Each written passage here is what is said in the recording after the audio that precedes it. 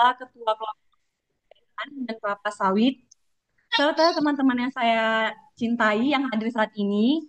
Puji syukur kita panjatkan kehadirat Tuhan Yang Maha Esa, karena atas rahmatnya kita dapat berkumpul dalam Zoom ini berkaitan tentang beasiswa pada hari ini.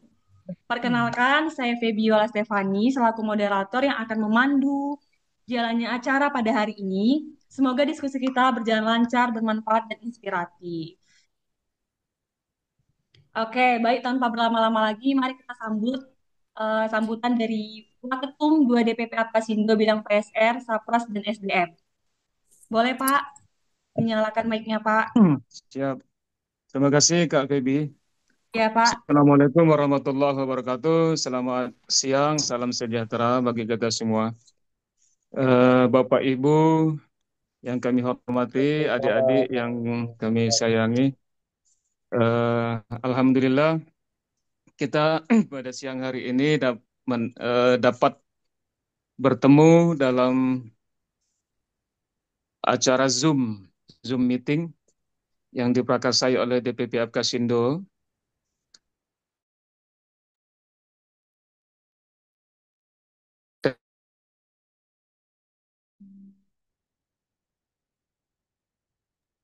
Coba. Oke. Kedengaran ya Mbak ya? Siap Pak, kedengaran Pak. Oke.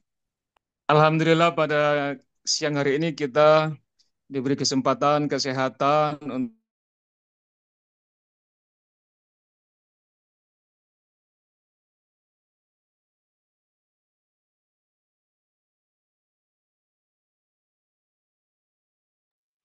Ya. adik-adik yang ingin mendaftarkan diri ke perguruan tinggi penyelenggara beasiswa BPDP pada tahun ini. Insya Allah tahun ini sekitar 4.000 orang mahasiswa akan diterima, akan difasilitasi oleh Kemenkeu melalui BPDP untuk melanjutkan studi yang full beasiswa yang diselenggarakan oleh 41 perguruan tinggi seluruh Indonesia. Dan sudah dibuka pendaftaran 3 atau 4 hari yang lalu sampai 2 minggu ke depan dari awal pendaftaran. Bapak Ibu sekalian, adik-adik yang kami sayangi, ini kesempatan baik, peluang yang baik. Peluang bagi kita, terutama anak-anak petani, kelapa sawit, anak-anak karyawan, anak-anak atau pengurus lembaga, kelembagaan, atau asosiasi kelapa sawit untuk mendapatkan kesempatan menjalani kuliah di perguruan tinggi yang telah ditentukan dengan full beasiswa. Beasiswa ini berasal dari sebagian biaya pengangkutan ekspor yang dikumpulkan oleh pemerintah melalui Kemenkeu yang ditunjuk BPDP, yang ditunjuk adalah BPDP, dan ini wajib kita perjuangkan agar kita menjadi salah satu yang menerima. Ini fasilitas yang seharusnya kita perjuangkan dengan baik, dengan sungguh-sungguh. Nah, agar segala sesuatu mulai dari pendaftaran sampai nanti seleksi berkas, wawancara, ujian tertulis, kita mendapat kesempatan, kita bisa diterima, tentu ada beberapa petunjuk teknis, ada beberapa trik, dan ada beberapa eh, tips yang nanti akan disampaikan oleh Bapak Teddy yang sudah kita ketahui berpengalaman membimbing, mendampingi adik-adik beasiswa eh, penerima beasiswa BPDP sejak beberapa tahun yang lalu. Kami ingin menyampaikan salam dari Pak Ketum dan Pak Bang Sekjen kepada kita semua. Beliau berdua tidak dapat hadir, tidak dapat mengikuti acara ini, dan mempercayai kepada saya untuk membuka dan memulai obrolan pada kesempatan Zoom kita kali ini. Terima kasih Bang Eko dan tim yang telah memfasilitasi acara Zoom ini. Mudah-mudahan bermanfaat dan adik-adik agar antusias mengikuti, menyimak, dan tentu saja menyampaikan keluhan. Kalau jika sudah masuk dalam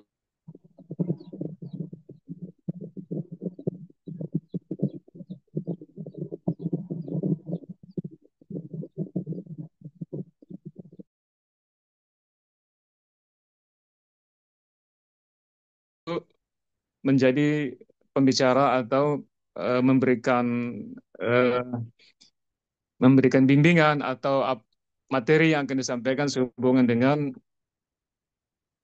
proses pendaftaran seleksi penerima beasiswa BPDP ini.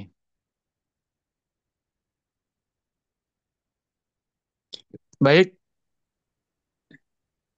mungkin itu saja yang dapat saya sampaikan pada kesempatan ini.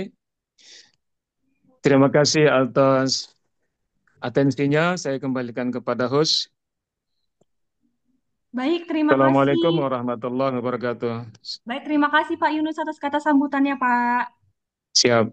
Oke, selanjutnya teman-teman ada arahan dari Bapak Mula Putra selaku ketua kelompok pemberdayaan dan kelapa sawit. Mari kita sambut Pak Mula. Boleh Pak dinyalain mic-nya Pak. Eh, Yap. Oke, baik. Terima kasih, Ibu Moderator. Baik, Bismillahirrahmanirrahim. Pak. Assalamualaikum warahmatullahi wabarakatuh. Selamat, Waalaikumsalam warahmatullahi wabarakatuh. Waalaikumsalam warahmatullahi wabarakatuh. selamat siang, salam sejahtera bagi kita semua yang kami hormati dan kami banggakan. Wakil Ketua Umum Apkasindo, Bapak Yunus. Apa kabar, Pak Yunus? Alhamdulillah Sehat. baik, Pak Mula sehat ya.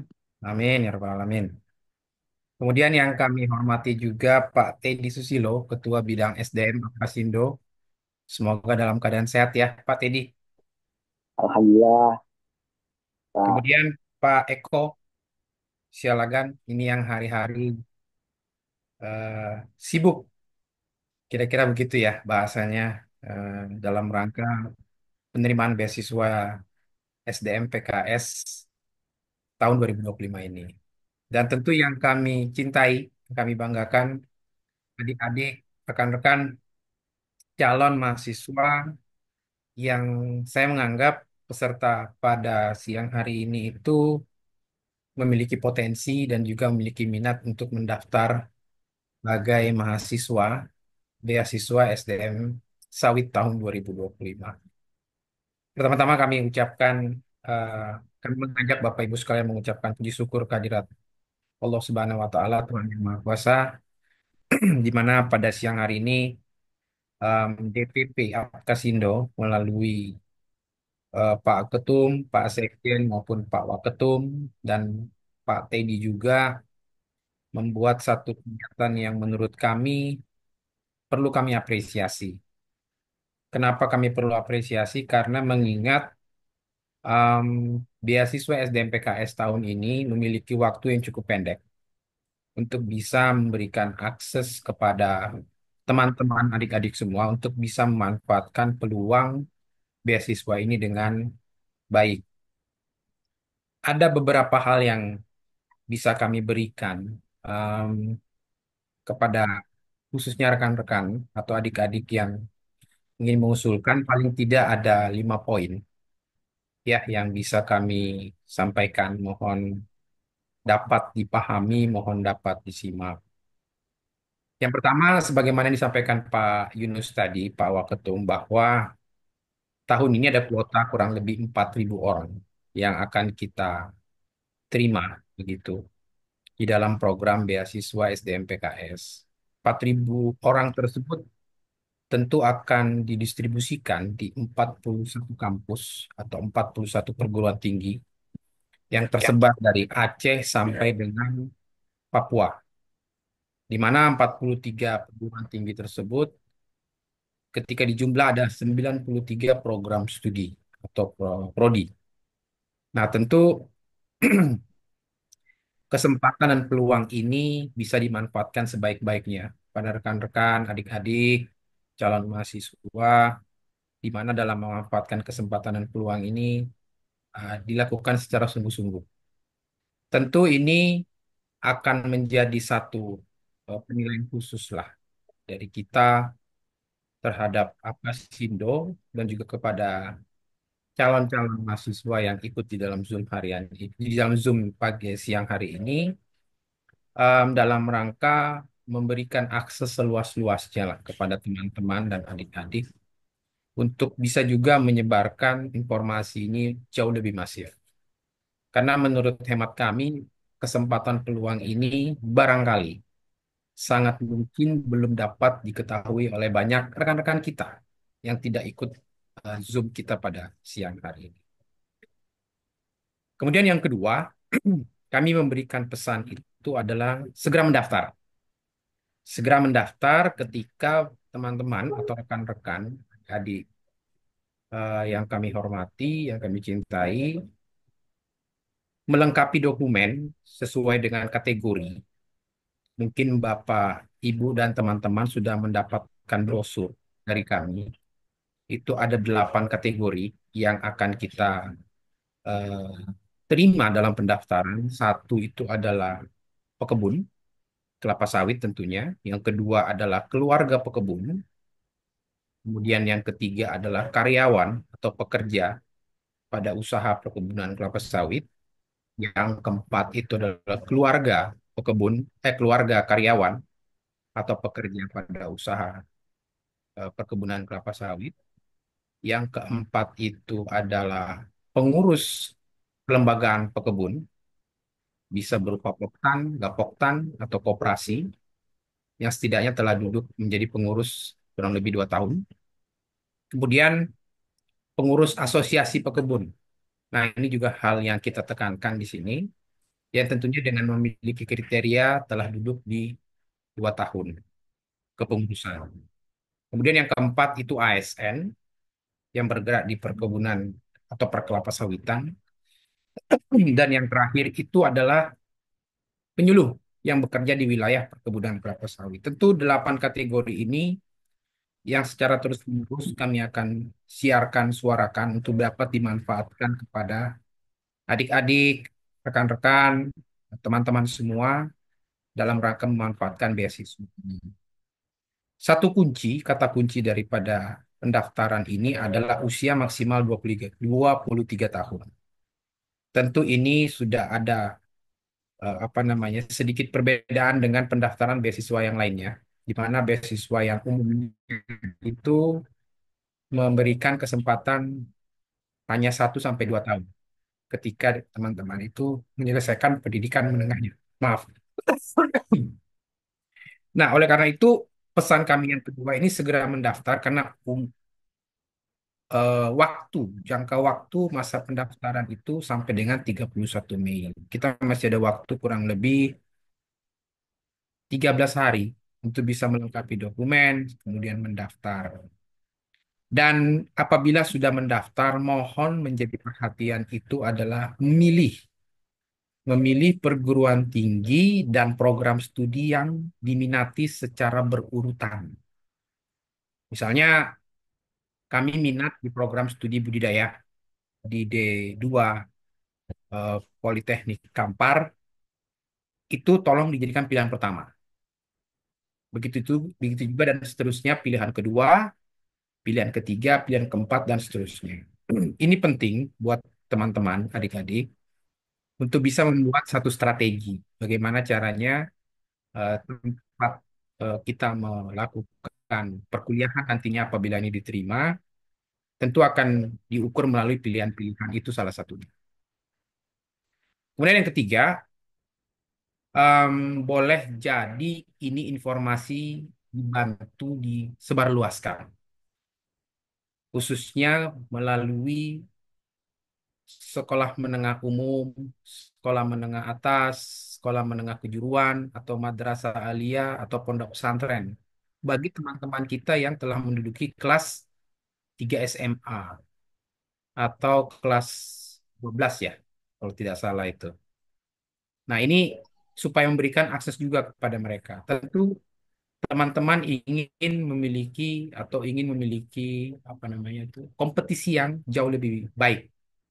Tentu kompetisi ini menjadi titik kritis juga di dalam konsep beasiswa kita pada tahun ini karena kuota 40.000 orang ini tentu akan diperjuangkan atau diraih oleh banyak pendaftar. Kemudian yang keempat, terkait dengan pemenuhan dokumen. Seringkali banyak kegagalan dalam mendaftar itu disebabkan dua hal. Satu, persoalan pemenuhan dokumen, persyaratan tentunya ya. Yang kedua, persoalan teknis pendaftaran. Biasanya yang terjadi dalam uh, pemenuhan dokumen persyaratan itu ketidaksesuaian dokumen, kemudian ketidaklengkapan dokumen. Nah, ini menjadi poin penting ini untuk dipenuhi karena biar bagaimana juga administrasi menjadi pokok penting dalam pendaftaran beasiswa. Selanjutnya mengenai teknis pendaftaran di aplikasi. Seringkali kami temui memang ada beberapa calon pendaftar yang belum konsisten dalam mengisi atau bahkan belum mengisi secara keseluruhan. Jadi mohon adik-adik, teman-teman dapat mengisi seluruh data dokumen yang diminta pada aplikasi itu. Itu untuk memudahkan kita semua dalam rangka memenuhi seluruh dokumen karena jumlah orang yang begitu banyak. Nah, tinggal nanti dipenuhi sesuai dengan persyaratan yang kami sebutkan atau pernah kami lakukan sosialisasi secara perdana pada saat itu. Kemudian yang kelima, secara prinsip program beasiswa tahun 2025 ini ingin kami memperoleh sumber daya manusia yang berkualitas atau unggul. Tentu kompetisi ini layaknya kita ingin melalui satu ujian lah. Satu, kalau kita masih di sekolah dulu bahasa kami itu ulangan. Tentu untuk memberikan ini persaingan yang cukup baik, yang sehat, belajar, pengetahuan ini menjadi kata kunci. Bagaimana kita berhasil dalam tidak hanya pendaftaran, tapi juga meloloskan kita pada seleksi akademik maupun juga seleksi wawancaranya. Nah, tentu ini nanti yang pesan-pesan yang bisa teman-teman eh, pergunakan, bisa teman-teman lalui nantinya, seperti halnya kita mendaftar beasiswa pada umumnya. Dan yang terakhir, apabila teman-teman memiliki kesulitan, baik itu dalam pemenuhan dokumen atau juga eh, kesulitan dalam pendaftaran, kami membuat satu pusat informasi. Iya. Pusat informasi kita ada kami lakukan melalui 3 kanal atau 3 jaringan. Yang pertama itu melalui website. Nanti websitenya bisa dibuka di www.beasiswasdmsawit.id. Itu juga kebetulan website itu merupakan website pendaftaran. Kemudian yang kedua kita juga memiliki media sosial, ada Instagram, ada Facebook, Twitter. Itu bisa menjadi kanal-kanal untuk memberikan informasi atau pertanyaan yang seputar daripada pendaftaran beasiswa. Dan yang terakhir kami ada WhatsApp, ya, WA gitu. Ada 3 nomor yang sudah kami siapkan. Mungkin teman-teman saya mohon izin panitia saya intipkan sedikit ya, supaya mereka Ya, Pak. teman-teman ini bisa menghubungi manakala nanti di dalam melakukan pendaftaran itu mengalami hambatan atau juga persoalan. Nah, tentu melalui kanal-kanal inilah yang akan kita dorong ke depan. Ya, tentunya nanti supaya informasi penyelesaian itu bisa lebih cepat. Karena kami membuka ini juga untuk memberikan akses kepada teman-teman, rekan-rekan bisa lebih mendapatkan informasi yang akurat. Mungkin itu, Ibu Moderator, dari penyampaian kami, khususnya memberikan informasi secara umum lah ya kepada calon-calon mahasiswa kita. Saya pribadi memberikan pesan pada teman-teman bahwa prinsip daripada kesuksesan beasiswa ini adalah tidak hanya kejujuran, tapi juga semangat kompetisi kita untuk bisa mendapatkan sumber daya manusia yang lebih unggul. Mungkin ada salah satu dari kita di sini, teman-teman yang pernah mengikuti beasiswa ini di tahun-tahun sebelumnya, yang barangkali belum beruntung begitu, atau barangkali belum mendapatkan kesempatan, tidak seperti teman-teman kita yang lain. Nah, mungkin di tahun ini kita bisa meningkatkan apa namanya kemampuan kita untuk bisa bersaing di dalam seleksi maupun juga proses pendaftaran. Saya kira itu, Bu Moderator. Terima kasih banyak atas waktu dan kesempatannya. Ini sekali lagi kami apresiasi. Semoga teman-teman calon mahasiswa ini bisa memanfaatkan atau melakukan pendaftaran sesegera mungkin sebelum ditutupnya masa pendaftaran. Demikian kami ucapkan terima kasih. Wabillahi taufiq wal hidayah. Selamat siang Terima dan kasih Pak selamat Mula. siang. Salam hormat. Wah, siapa ketum? Terima kasih banyak. Siap. Sukses. Hormat saya, Pak Mula. Terima kasih banyak Terima, untuk terima Pak kasih Pak Mula Mula. atas arahannya, Terima Pak. Terima kasih kasih. banyak ya, Pak. Sama-sama. Oke, ya. Yang kita tunggu-tunggu sekarang dari Bapak Teddy selaku Ketua Bidang SDM DPW Alkasindo Riau untuk memaparkan bimbelnya, Pak. Materinya boleh Pak dibuka. Pak. Tidak dikirim sama Bang Eko tuh, Kak, materinya. Pak Sawit. Oke, siap, Halo. Pak. Bentar ya, Pak. Di-share dulu. Ya.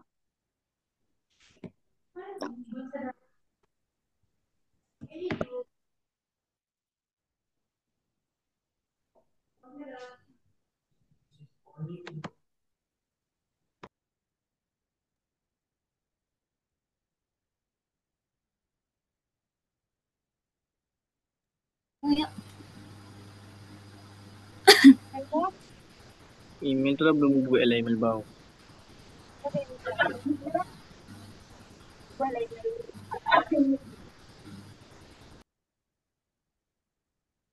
Halo, Baik, Pak Assalamualaikum. Ahmad. Ya, boleh tunggu ya materinya. Sudah dikirim sama Pak Eko nih. Ya, Pak. Bentar, Pak. Lagi proses, Pak. Ya.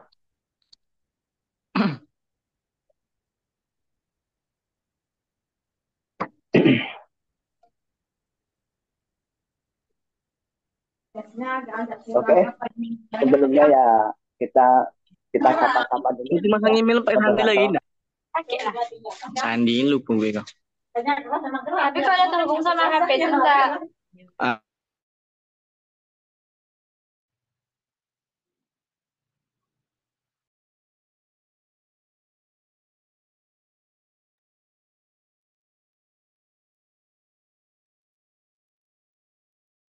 set payah di kereta nanti dengar zoomnya. Sudah, apa emailnya kirim ke aku. Ada tuh.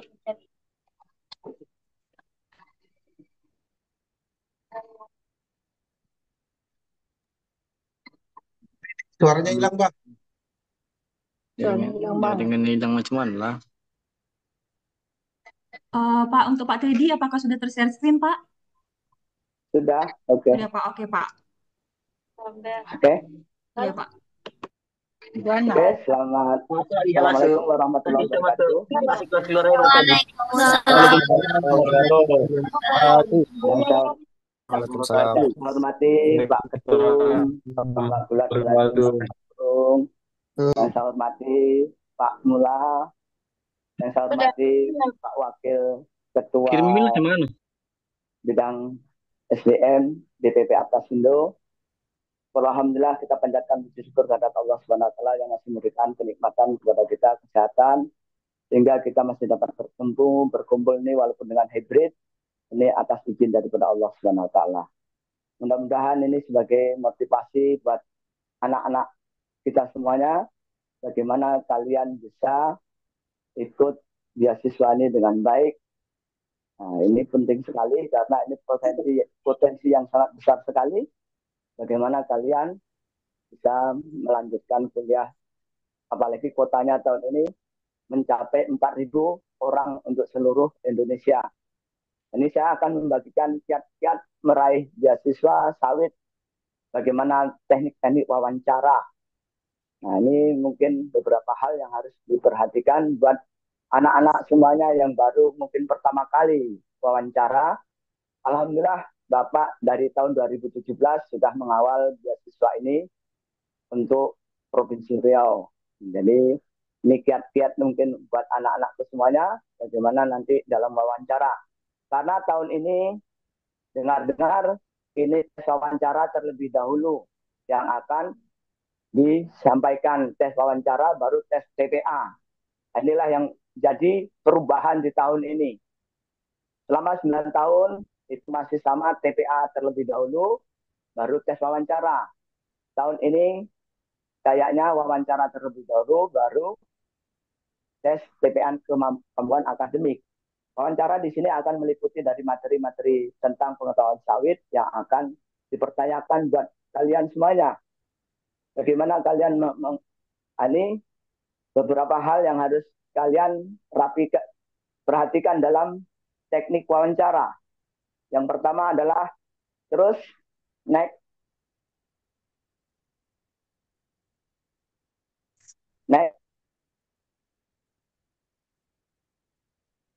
Halo. Halo, Pak. Pakaian rapi, ya. Pakaian rapi, materi-materi, pakaian rapi. Bagaimana pakaian Ya rapi Pak, kalian sebentar ya Pak. harus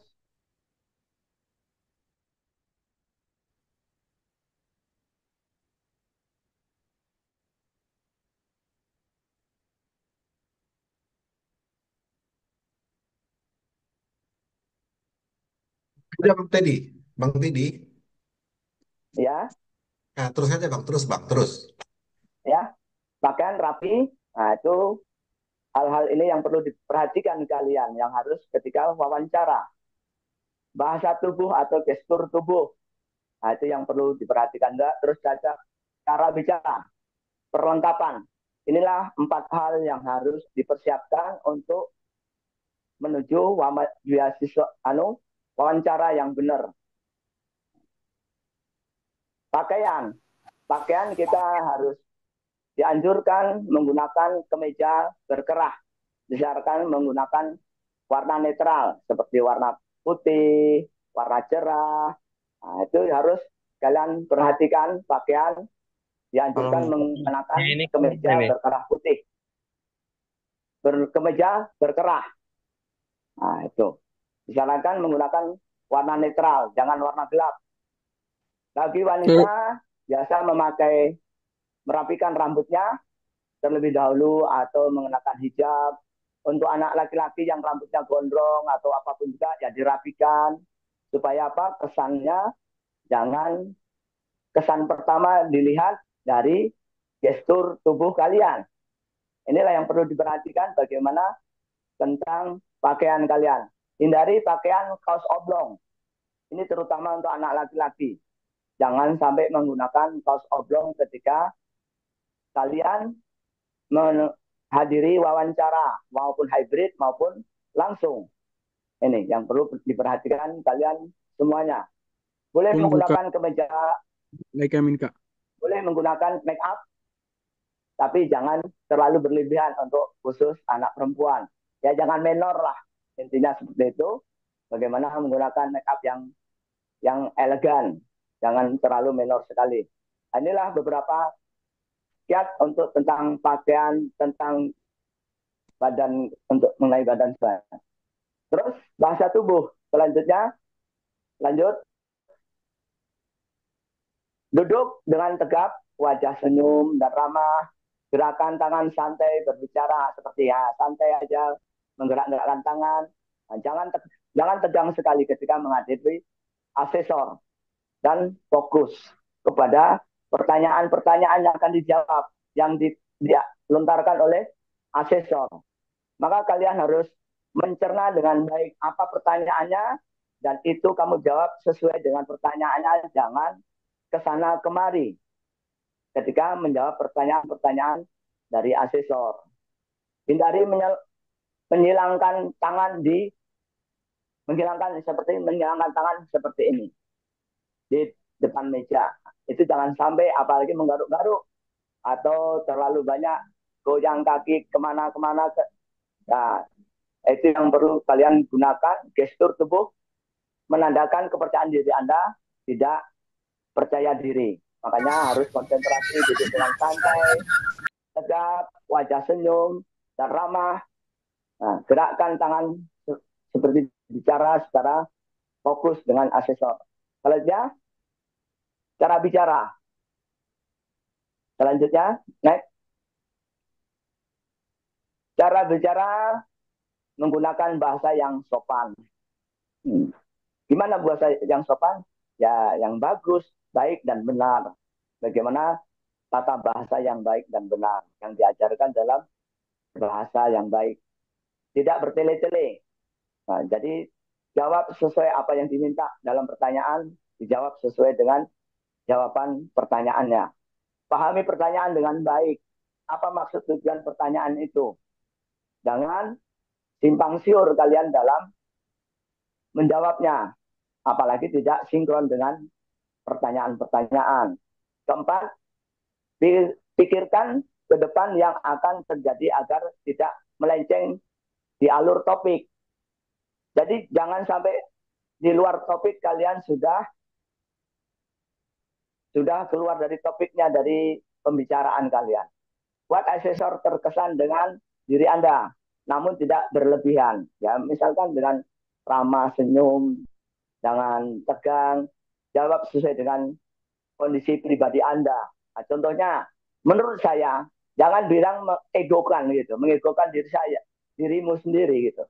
Menurut saya, mungkin sih, ya, saya tahu kadang bisa kerja sama. Kalau pas mood yang bagus dan juga itu misalkan itu berarti nggak benar. Nah, contohnya yang benar gimana? Saya terbiasa bekerja dengan tim dan sering dipercaya dan jadi koordinator kegiatan sekolah. Nah, itu salah satu contoh-contoh pertanyaan kita jawaban. Perlengkapan ketika kita menjelang next. Perlengkapan yang harus dipersiapkan ketika kita mau wawancara, tripod harus sudah tersedia dengan baik, karena nanti kalian akan menggunakan HP ataupun laptop ketika wawancara. Kursi yang nyaman ketika duduk. Kuota internet dipastikan ada dan jaringan bagus. Jadi jangan kamu berpangku tangan jaringan jelek. Kamu tahu jadwal untuk wawancara.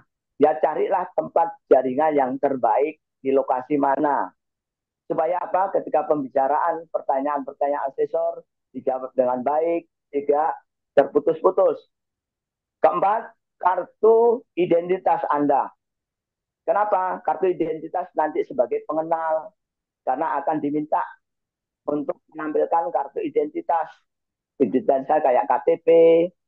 Kalau yang belum punya KTP berarti surat kenal lahir yang ditempeli dengan pas foto. Nah itu. Surat keterangan domisili. Maksud Bapak. Surat keterangan domisili itu nanti yang digunakan itu yang dihubungi pas foto. Nah itu. Kondisikan ruangan dalam keadaan yang kondusif, tidak ribut, jauh dari keramaian, pancaran cahaya ruangan yang baik, jaringan yang lancar. Inilah yang perlu kalian siapkan. Hal-hal yang perlu diperhatikan sebelum wawancara. Berdoa, nah itu jelas. Bagaimana kalian berdoa supaya dimudahkan, dilancarkan dalam proses wawancara. Pastikan sudah masuk grup wawancara. Paling lambat ketika hari wawancara. Kamu hadir, persiapkan diri Anda 30 menit sampai 1 jam sebelum jadwal wawancara dimulai. Jadi kamu udah standby terlebih dahulu, jangan menunggu asesor menunggu waktumu. Keempat, pastikan tidak ada kendala saat wawancara. Jika memiliki kendala harap langsung konfirmasi ke panitia atau asesor. Biasanya itu ada asisten asesor. Jadi kamu segera konfirmasikan. Maaf, saya lagi dalam perjalanan. Tunggu, saya nanti dalam sekian menit saya akan hubungi lagi. Jadi sampaikan ke ke pihak asesor atau asistennya. Biasanya asisten akan menghubungi kalian 1 jam atau 30 menit sebelum wawancara untuk mempersiapkan diri kalian semuanya. Lanjut. Nah, pertanyaan-pertanyaan umum yang bakal dipertanyakan buat kalian ini yang selalu ini ada 8 poin yang perlu kalian betul-betul simak. Perkenalan diri Anda. Dan di sini jangan menyolot kalau belum kamu dipersilahkan. Misalkan selamat siang, Mas, silahkan perkenalkan. Nah, seperti itu, maka asesor sudah mempersilahkan, izin menjawab memperkenalkan diri saya. Seperti itu, izin menjawab memperkenalkan diri saya. Saya dari Kempas Jaya, posisinya tepatnya di RW 3, Kelurahan Kempas Jaya, Kecamatan Kempas. Saya sekolah di SMA Dharma Pendidikan, tepatnya di Kabupaten Indragiri Hilir, Provinsi Riau. Nah, sudah cukup seperti itu. Itu perkenalan diri. Nah, kalau diminta perkenalan lebih jauh, nanti mungkin ada pertanyaan lagi dari asesor. Maka inilah yang perlu kalian jabarkan dengan sebaik-baiknya. Nah ini prestasi yang pernah diraih selama SMA, di SMK, SMA. Nah itu maka perlu di prestasi Anda. Prestasi apa yang akan kamu pernah raih selama di organisasi ataupun non akademik apapun akademik, bisa nanti dibuktikan dengan bentuk medali ataupun piagam. Nah, itu yang perlu siapkan nanti kalau memang kalian punya bukti-bukti. Nah, jadi itu sebagai poin plus lagi buat kalian. Itu nanti sebelum wawancara sudah kalian siapkan medali, trofi, piagam, itu silahkan disiapkan sebelum wawancara. Bisa disiapkan di samping tempatnya. Nah, itulah pentingnya kalian mempersiapkan apa prestasi yang pernah kamu raih selama kamu menjalani pendidikan di SMA atau di MA ataupun di pesantren ataupun di mana kalian sekolah kemarin. Prestasi-prestasi apa yang menonjol. Nah, itu yang perlu diperhatikan. Terus kelebihan-kelebihan kamu. Nah, inilah kelebihan-kelebihan dan kekurangan. Nah, apa kelebihan-kelebihan Anda? Sebutkan kelebihan-kelebihan yang di mana kelebihan ini berpengaruh dalam kehidupan sehari-hari dan berguna di masa mendatang. Usahakan sebutkan minimal 3 kelebihan kamu. Misalkan kamu aktif di organisasi OSIS, di Pramuka, di PMR, nah itu bagus juga disampaikan kelebihan-kelebihan kamu aktif di bidang organisasi. Dan mungkin kamu juara kelas, juara umum kelas, nah, buktikan dengan itunya. Jadi itulah yang akan kelebihan-kelebihan. Dan sebutkan kekurangan Anda. Apa kekurangan-kekurangannya? Bagaimana kekurangan-kekurangan dan bagaimana untuk cara mengatasinya juga. Nah, misalkan, saya ini sifatnya pelupa. Nah, saya paham karena saya punya sifat pelupa. Bagaimana saya sadar karena sifat saya pelupa. Bagaimana setiap ada sesuatu hal, maka akan saya bikinlah notes supaya apa-apa hal-hal apa yang belum saya kerjakan saya bisa ingat.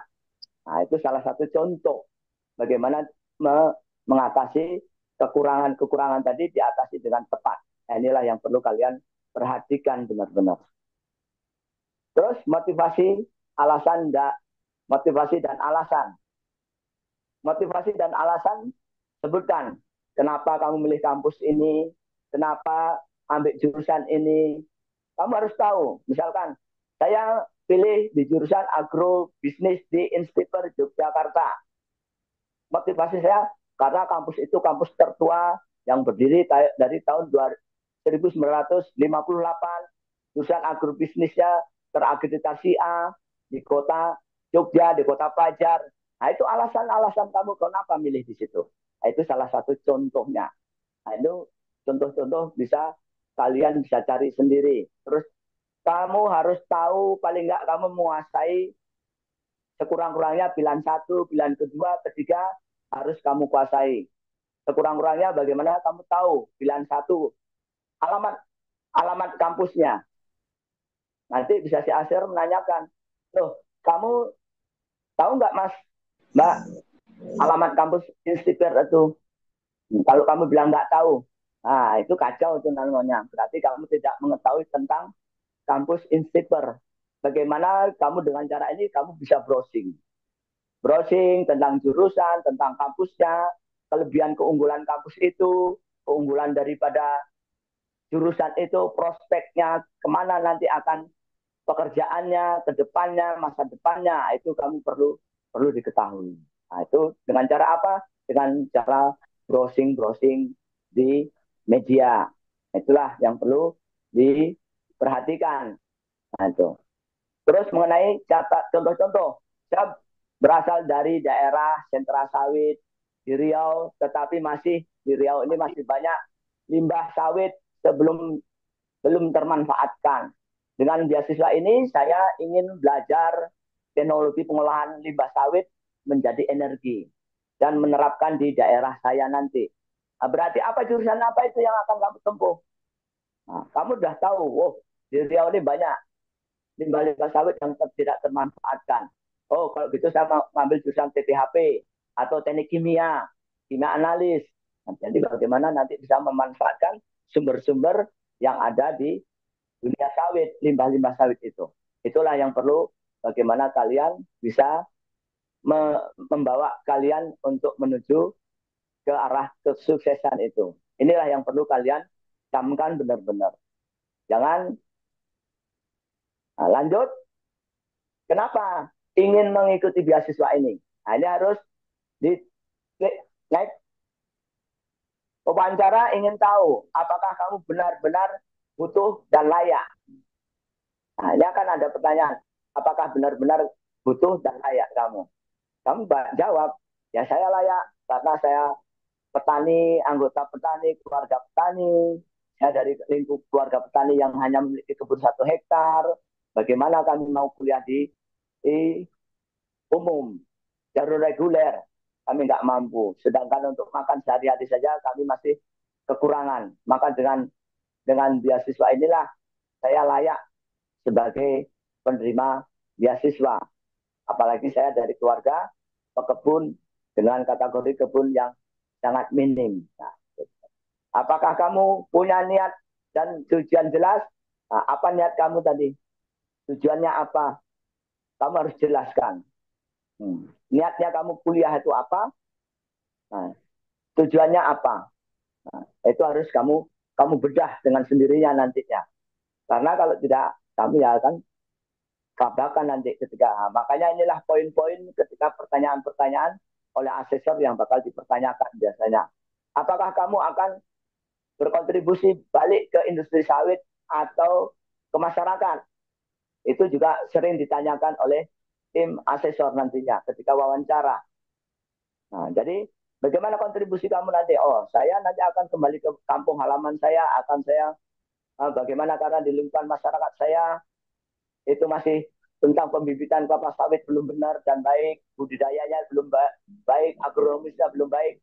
Maka nanti kalau saya kuliah di jurusan agrobisnis ataupun agroteknologi, saya akan kembali ke kampung halaman untuk bagaimana memajukan tingkat cara budidaya sawit yang baik dan benar. Nah, itu contoh-contoh pertanyaan yang itu bisa dijawab. Nah, saya ingin meringankan beban orang tua. Itu semua kayak gitu semua orang bisa. Umum itu jawaban itu. Ini terlalu umum. Semua orang juga bisa jawab kayak gitu. Nah, berarti kamu harus jawab yang lebih kuat, spesifik lagi. Saya ingin memperdalam ilmu pengolahan kelapa sawit, khususnya pada pemanfaat limbah menjadi energi terbarukan, dan saya yakin beasiswa ini akan membuka akses saya pada pendidikan serta jaringan profesional industri sawit. Nah, inilah yang perlu kalian perhatikan. Jadi kalau cuma hanya ingin meringankan beban orang tua, nah itu udah pertanyaan jawaban yang umum sekali. Tapi itu kita perlu jawaban yang spesifik. Lanjut. Nah, ini sawit adalah suatu tanaman, bukan sembarang tanaman. Tanaman yang luar biasa. Tanaman kehidupan dan tanaman masa depan sebagai energi terbarukan, sebagai sumber pangan, dan sebagai sumber kesehatan juga. Karena di dalam sawit ini banyak manfaatnya, tidak ada yang tidak termanfaatkan. Apalagi ini di sawit banyak mengandung beta karotin, di vitamin A dan E. Maka inilah yang perlu kalian perhatikan, karena bagaimana sekarang negara kita masih banyak mengimpor itu vitamin A dan E. Sementara sekarang melimpah di tanaman buah sawit. Nah, ini bagaimana anak-anak nanti kalian yang jurusan kimia ataupun analis ataupun pengolahan, bagaimana bisa mengambil vitamin A dan E-nya tadi bisa dikembangkan, bahkan bisa dipatenkan atau diambil, diproduksi untuk peningkatan vitamin A dan E untuk mengatasi stunting di lingkungan masyarakat kita. Makanya perlunya kita untuk generasi milenial kita memperdalam tentang sawit, karena ini memang pohon kehidupan masa depan kita semuanya. Apalagi nanti sudah semuanya dari sawit, 24 jam kita hidup dari sawit, tidak terlepas dari sawit. Contohnya apa? Bangun tidur kita sudah menggunakan pasta gigi. Pasta gigi yang sudah menggunakan kandungan sawit. Sabun begitu juga, banyak menggunakan kandungan sawit. Sampo juga begitu juga. Nah, itulah yang beberapa hal. Nah, terus lipstick, bermacam-macam, skincare, pakaian, semuanya, hampir semuanya menggunakan sawit. Creamer, makanya indah perlunya adik-adik semuanya, anak-anakku semuanya harus menjadi tenaga-tenaga ahli. Inilah yang perlu diperhatikan sekali. Nah, inilah yang perlu dibedah ketika nanti kamu wawancara. Karena nanti wawancara ini kemungkinan besar akan tentang sawit. Tentang sawit yang akan kamu dipertanyakan lebih dahulu. Seperti apa pertanyaan-pertanyaan sawit? Sejarah sawit kamu.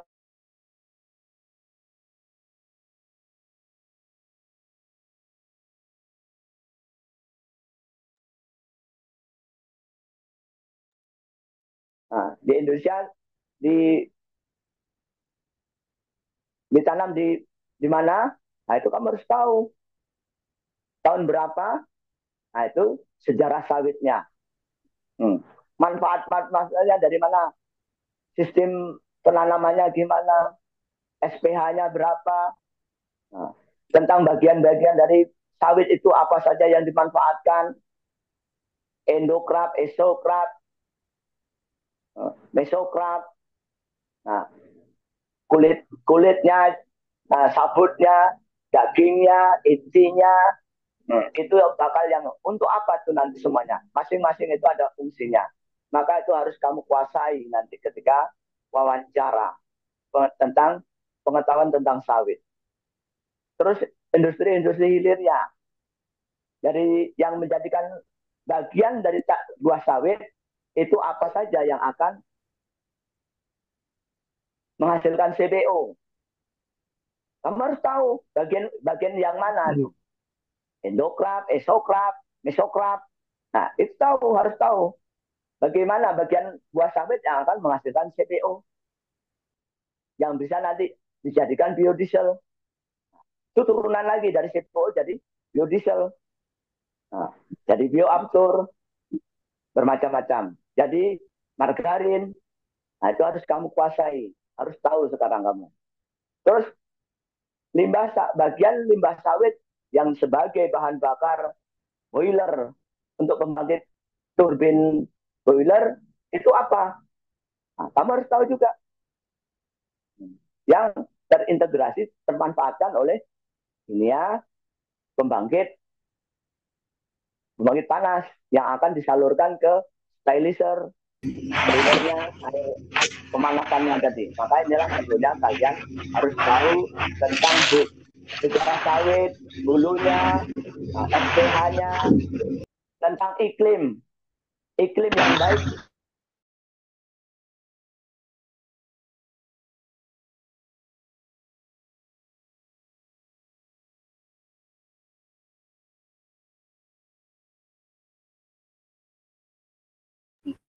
Suaranya Pak, hilang, maaf. Kapannya mati, Pak. Halo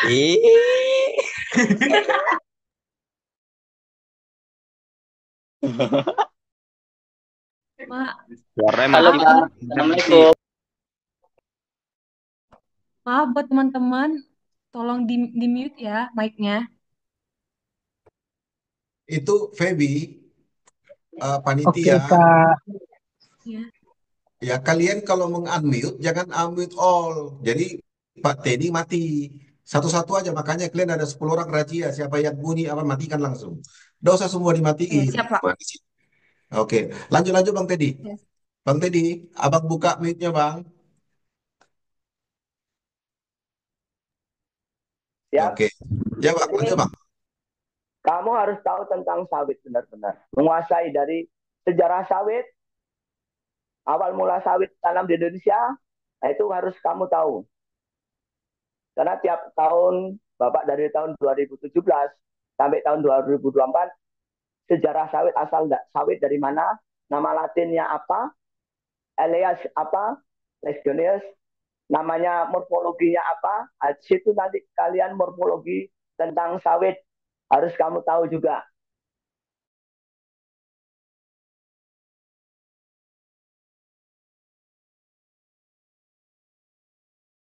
Ya.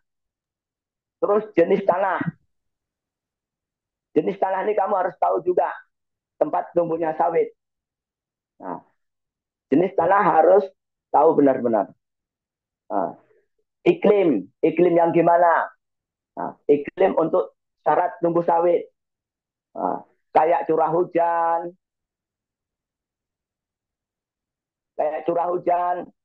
panasnya harus berapa kisaran berapa jam. Ini kamu harus tahu. Ini Bapak mungkin nggak bedah satu persatu, tapi sekarang kamu sudah tahu kira-kira kisi-kisi yang kalau menurut Bapak dari tahun 2017 sampai tahun 2024 itu hampir tiap-tiap tahun keluar. Terus bagaimana itu Songgo 1 itu apa, Songgo 2 itu apa, Pasar Pikul itu apa, itu kamu harus tahu. Maka itulah perlunya kamu sekarang sudah tahu pakem-pakemnya mana-mana materi-materi sawit yang bakal keluar. Nah, itu. Makanya inilah perlunya sekarang adik-adik, anak-anak sudah mulai membuat resume mana-mana posisi-posisi yang bakal keluar. Maka inilah yang harus diperhatikan benar-benar. Tadi varietas sawit berdasarkan warna. Ada apa aja. Coba nanti bisa di googling. Nah, jenis sawit berdasarkan warna ada 3 macam. Silahkan cari sendiri nanti. Berdasarkan varietas ada 3. Dura, Tenera, Pesipera. Nah, kelebihannya Dura apa, kekurangannya Dura apa, kelebihannya apa. Kamu silahkan cari. Tenera itu silangan dari apa. Nah, kamu cari sendiri nanti di Google. Banyak itu semuanya materi ada di situ. Maka silahkan kalian membongkar bagaimana kamu anak apalagi Gen Z, anak milenial, dengan dunia cyber, dengan dua HP bisa dibuka semuanya di situ. Jadi itulah perlunya ini Bapak cuma hanya mengasih kisi-kisi kisaran-kisaran dunia sawit yang bakal keluar. Jadi kira-kira seperti itu. Terus CPO jadi apa saja nanti turunan-turunannya. Kalau minyak inti itu apa? PKO, palm kernel oil. Nah, itu kayak singkatan itu kamu harus tahu juga. CPO itu apa? Kamu harus tahu juga singkatan itu. Seperti TBS juga harus tahu singkatannya apa. Itu harus tahu. Kalau enggak, nanti kamu kabarkan sendiri. TBS itu apa? Nah, PKS apa? Nanti kamu jawabnya Partai Keadilan Sejahtera. Lucu kali ya. Nah, kan itu jangan sampai gitu kan. Apalagi kamu hidup di lingkungan sawit, nggak tahu tentang sawit. Nah, ini makanya ini kisi-kisi ini supaya jadi panduan kalian belajarnya. Jangan buka buku, kalau buku tuh mungkin setebal buku-buku banyak, mungkin kamu nggak akan bisa menyelesaikan belajar di situ. Tapi ini kita ambil cuplikan-cuplikan saja yang kira-kira bakal keluar untuk bekal kamu nanti. Nah, inilah perlunya buat kalian belajar benar-benar. Nah, yang dimaksud di 30, di 40 itu apa? Ya kamu harus tahu. Oh, di 40 berarti 40% minyak sawit, 60%-nya minyak bumi. Nah, tuh. Bioaftur itu apa? Berarti kalau menggunakan bioaftur itu berarti minyak pesawat terbang yang digunakan bahan bakarnya dari minyak sawit.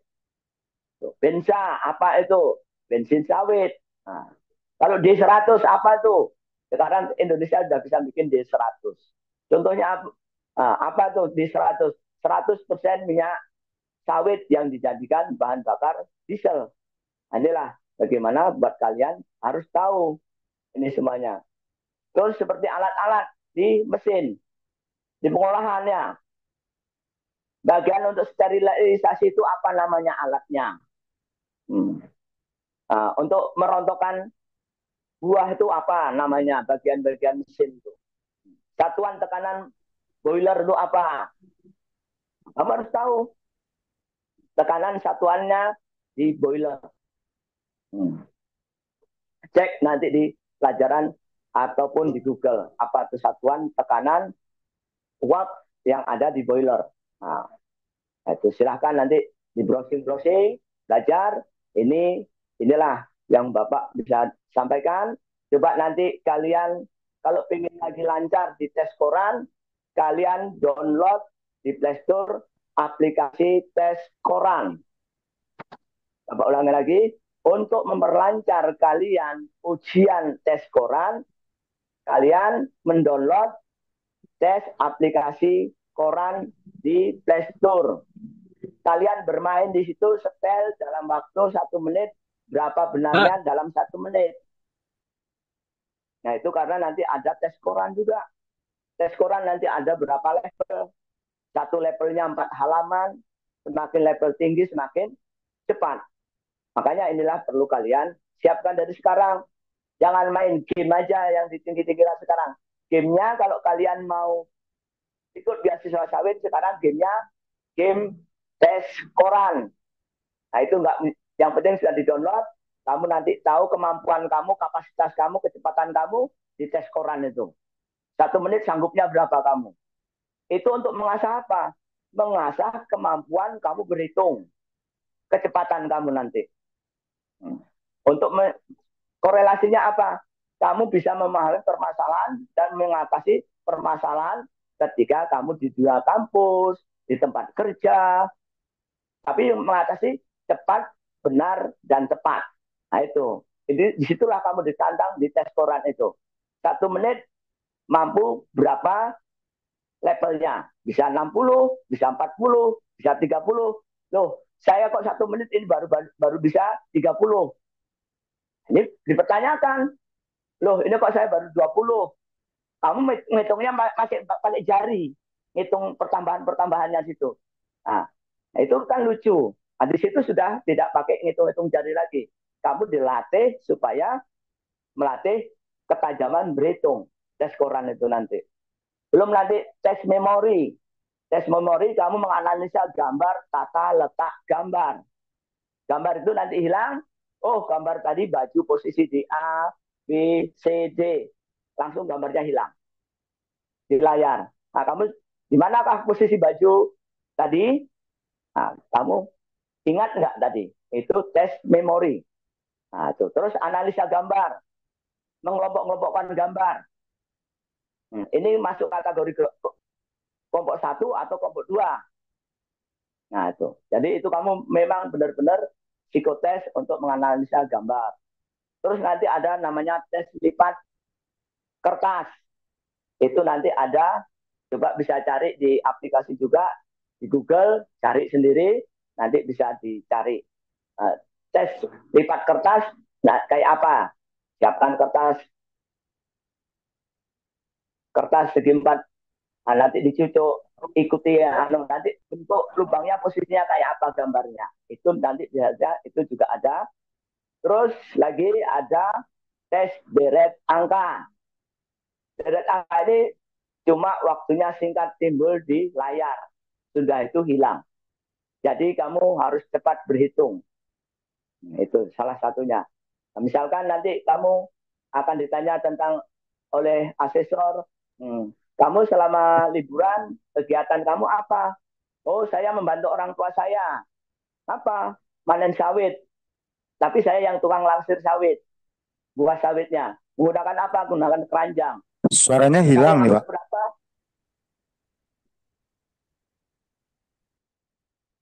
Sekali ngangkut berapa berapa kilo? Nah, misalnya kamu 200 kilo sekali ngangkat satu keranjang itu. Nah, itu berapa berapa tandan? Nah, 200 kilo. Berapa tandan? Oh, 20 tandan. Berarti satu tandanya berapa? Nah, kamu di situ diasah, suruh menjawab. Tidak harus dengan berhitung dengan tangan. Makanya itu kamu segera cepat. Berarti kalau 200 kilo, 20 tandan, berarti satu tandannya berapa? 10 kilo. Maka kamu cepat berhitung, bukan menghitung pakai tulisan-tulisan. Nanti asesor akan nanyakan. Nah, ketika kamu nanti asesor menanyakan kelebihan-kelebihan kamu, contohnya apa? Oh, saya bisa berbahasa Inggris, saya bisa berbahasa Arab. Silahkan kamu, kelebihanmu, sampaikan di situ nantinya juga. Nah, jadi nilai-nilai kelebihan kamu itu bagaimana mendapat nilai skor poin. Nah, itu bagaimana kamu bisa memahaminya benar-benar. Mungkin dari anak-anak pondok, yang dari pondok mungkin bisa bahasa Arab, bisa bahasa Inggris, silahkan. Atau punya hafalan Al-Quran. Oh, saya dari pesantren, saya punya hafalan Al-Quran 10 juz, dari juz sekian sampai juz sekian. Mungkin nanti asesor bisa meminta, coba tolong bacakan surat ini ayat sekian. Tapi jangan buktikan kalau kamu memang betul-betul hafal. Itu justru menjadi nilai plus kalian. Atau tentang kehidupan sehari-hari kamu. Kehidupan sehari-hari kamu bagaimana? Kehidupan sehari-hari, saya kalau siang pulang sekolah, saya istirahat, jam sekian saya bantu orang tua, seperti apa, mungkin bantu orang tua di rumah, keseharian, kalau di hari Minggu apa, biasanya nanti akan kena jebak kegiatanmu kalau malam apa. Jangan konyol pula nanti kau jawab. Dijawab, saya bermain game sampai jam 12 malam, sampai jam 2 malam. Aduh, konyol kali. Kemarin kita juga nemui anak yang konyol kayak gitu. Saking lugunya, dia malam-malam, apa kegiatan malammu? Saya bermain game sampai jam 2 malam. Ya, tiba pengumuman apa hasilnya? Ya, nggak lulus. Nah, itulah salah contoh, memang ada kekonyolan di tahun berapa itu ada. Saya temui anak jawaban seperti itu.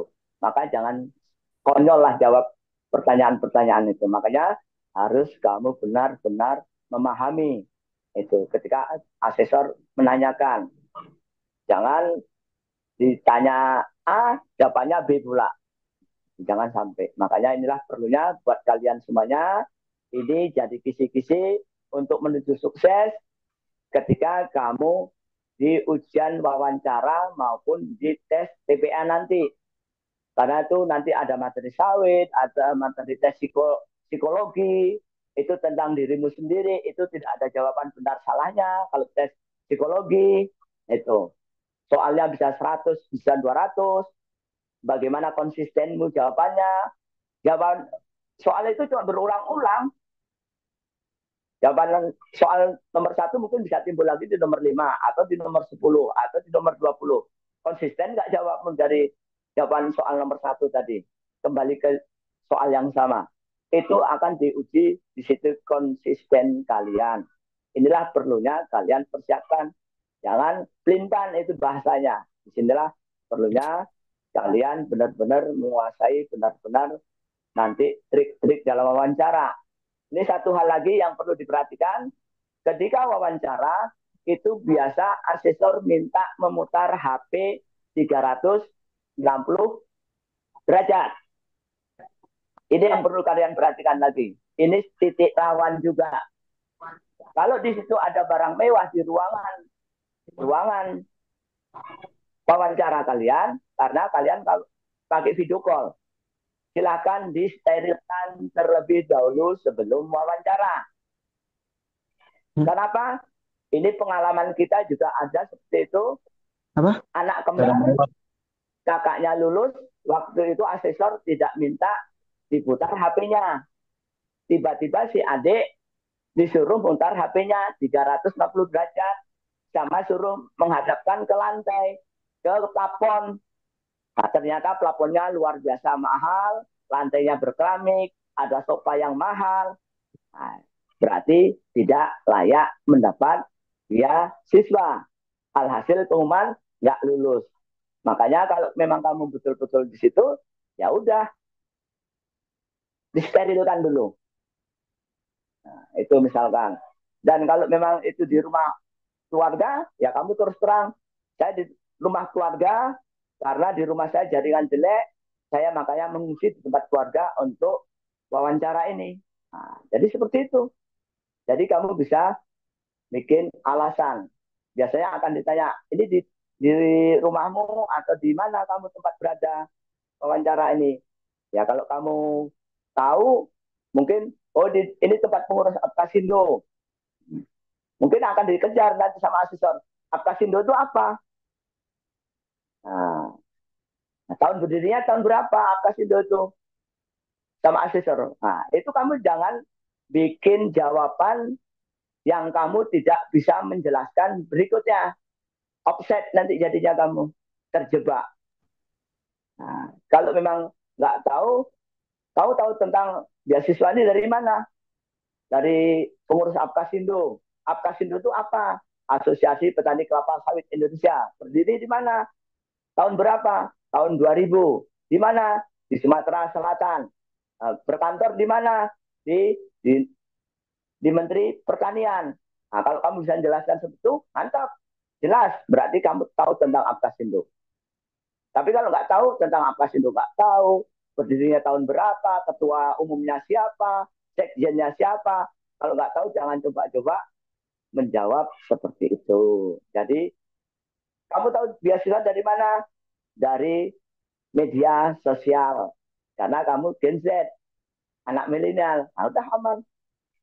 Nah, itulah. Terus ada juga salah satu asesor menanyakan, kadang bagaimana kamu untuk mengatasi ini, ada hal-hal yang tertentu seperti titik terendah permasalahan selama hidup kamu sampai usia sekarang ini. Hal-hal yang bikin kamu down dan bagaimana kamu bisa bangkit. Itu apa? Nah, bisa kamu cerita apa adanya. Kalau perlu kamu bisa sampai menangis bikin hibah asesor.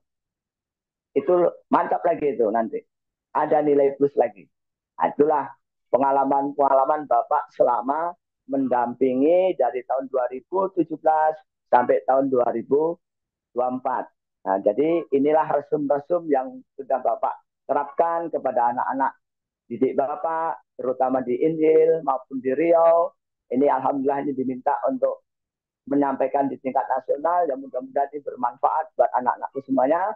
Dan ini nanti coba dicek jalurnya. Kalau bapak kalian itu bapaknya pekebun, berarti kalian lewat jalur anak pekebun. Nah, itu perhatikan betul-betul. Nah, kalau bapaknya itu suratnya sertifikatnya atas milik orang lain, nama orang lain, belum balik nama, itu kan ada form 10 untuk surat keterangan beda nama. Pak, mungkin surat SKGR itu kemarin kami beli sama orang kebunnya masih surat SKGR nama orang lain. Bisa nggak? Tidak bisa dipakai. Walaupun menggunakan surat beda nama. Ataupun SKT atas nama orang lain. Lebih baik kamu ganti dengan nama surat kepemilikan lahan. Itu yang perlu kamu perhatikan. Terus di form 11 itu surat pernyataan sebagai pekebun. Kalau dulu sebagai ikut lembaga atau kelompok tani ataupun apa asosiasi ataupun apa, sekarang itu tidak ada formnya. Tapi sekarang sebagai pekebun. Surat pernyataan pekebun. Jadi sebenarnya gampang di situ. Sudah 2 form itu sudah selesai. Nah, terus ini kan itu ada, kalau surat pernyataan kamu bersedia nanti kalau tamat suruh memilih 3 tempat atau apa, mengelola atau bermacam-macam tempat. Itu ada beberapa hal, pilihlah salah satu. Nah, itu jangan semuanya. Nah, itu jadi silahkan nanti dipertimbangkan di syarat-syarat. Pak, orang tua saya sebagai karyawan perorangan. Bisa. Itu dengan cara apa? Kalian cari di form jalur anak karyawan. Itu ada formnya juga untuk bikin surat itu. Jadi nanti diketahui oleh kepala desa sama orang pemilik kebunnya. Pak, orang tua saya sebagai tukang supir sawit, tukang TBS, bisa nggak ikut daftar? Bisa. Nah, dengan jalur karyawan perorangan dengan upah borongan. Kalau anak karyawan jelas-jelas di perusahaan. Itu surat yang menyatakan dari perusahaan bersangkutan orang tua kalian. Misalkan kerja di Sinarmas, bapaknya sebagai kondak, kepala mandor atau mandor sudah berapa tahun, nah, itu dinyatakan surat keterangan bapaknya sudah bekerja minimal 2 tahun. Kalaulah ini kan ada kasus, Pak, orang tua saya meninggal, bapak saya, itu kebun masih atas nama orang tua saya, bapak saya, dan ibu saya nikah lagi. Itu gimana? Lampirkan surat kematian di KK. Akta kematian yang diterbitkan oleh kepala desa atau Dukcapil untuk di KK. Bahwa itu ayahmu sudah meninggal. Atau mungkin kebun itu cuma di dokumen surat tanah itu milik ibumu. Berarti semua tetap dilampirkan surat kematian. Berarti orang tua yang memiliki tanah adalah ibu. Kalaulah ayahnya, ibunya tadi nikah lagi, ya tetap dilampirkan kakak dan surat kematian. Karena situ timbul semua yang apapun juga di kakak baru pasti ayah sambung. Nah, itu yang perlu perhatikan betul-betul. Jangan sampai salah nanti. Nah, jangan timbul permasalahan baru. Nah, itulah salah satu contoh-contoh pemberkasan yang benar-benar kalian ketahui. Contohnya orang Pekanbaru memulai kebun di Inhil. Boleh nggak daftar? Boleh. Terus bentuk suratnya gimana? Surat misalkan SKGR atau surat kepemilikan lahan. Di surat kepemilikan lahan itu kan perlu 2 orang saksi di form 9 itu. Saksinya gimana? Saksinya berarti orang Inhil. Orang Inhil dilampirkan nik, namanya, alamatnya juga RT, RW, kelurahan, kecamatan, sampai kabupaten. Terus 2 orang bertanda tangan di atas nama masing-masing. Dikeluarkan di mana surat yang menyatakan? Dibikin di dibikin di Kelurahan Kempas Jaya tanggal 18 Mei tahun 2025 yang menyatakan Pak Amir. Nah, sebelahnya kasih materi 10.000, tanda tangan dikenakan materi. Itu dokumen sudah bisa dipakai. Nah, itulah pentingnya kita dalam pemenuhan dokumen. Apalagi ini dokumennya begitu banyak saat ini, segera diselesaikan dokumen-dokumen, segera di PDF-kan. Bapak ingatkan lagi, itu kata sering tidak bertanda tangan. Coba dicek sebelum di PDF-kan dan diupload. Kalau belum ditanda tangan, silahkan tanda tangani orang tua dulu, baru PDF, baru scan dan PDF. Terus apalagi yang sering terjadi? Rapor. rapor di semester 1 kelas 1, kelas 10, semester 2 kelas 10, kelas 1 semester 1 kelas 2 11, semester 2 kelas 11 dan semester 1 kelas 12. Itu juga dicek tanda tangan wali orang tua.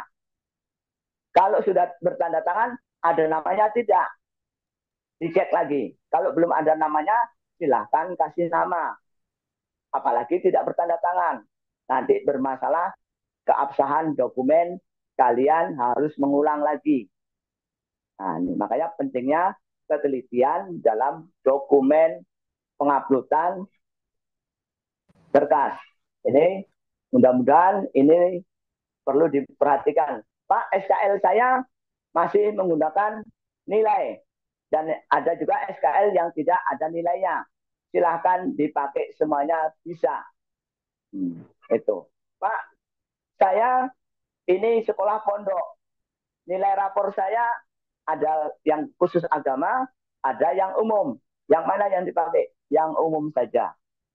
Nah, apalagi sekarang ada nilai rata-rata per semester. Silakan dijumlah dulu.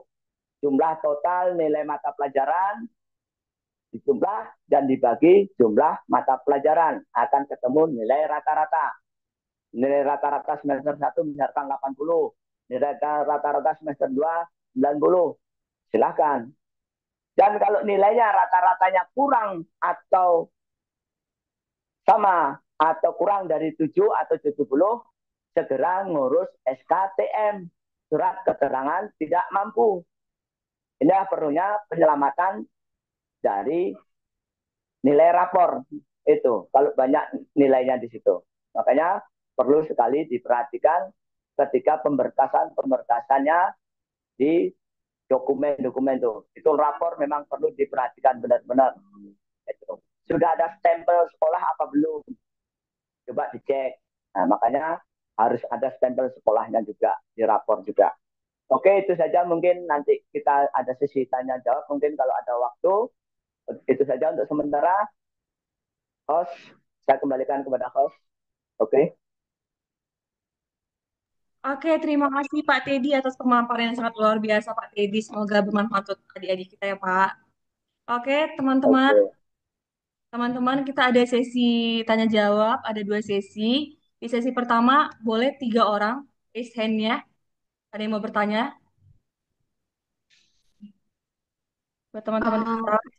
Pak, izin bertanya. Ya, boleh.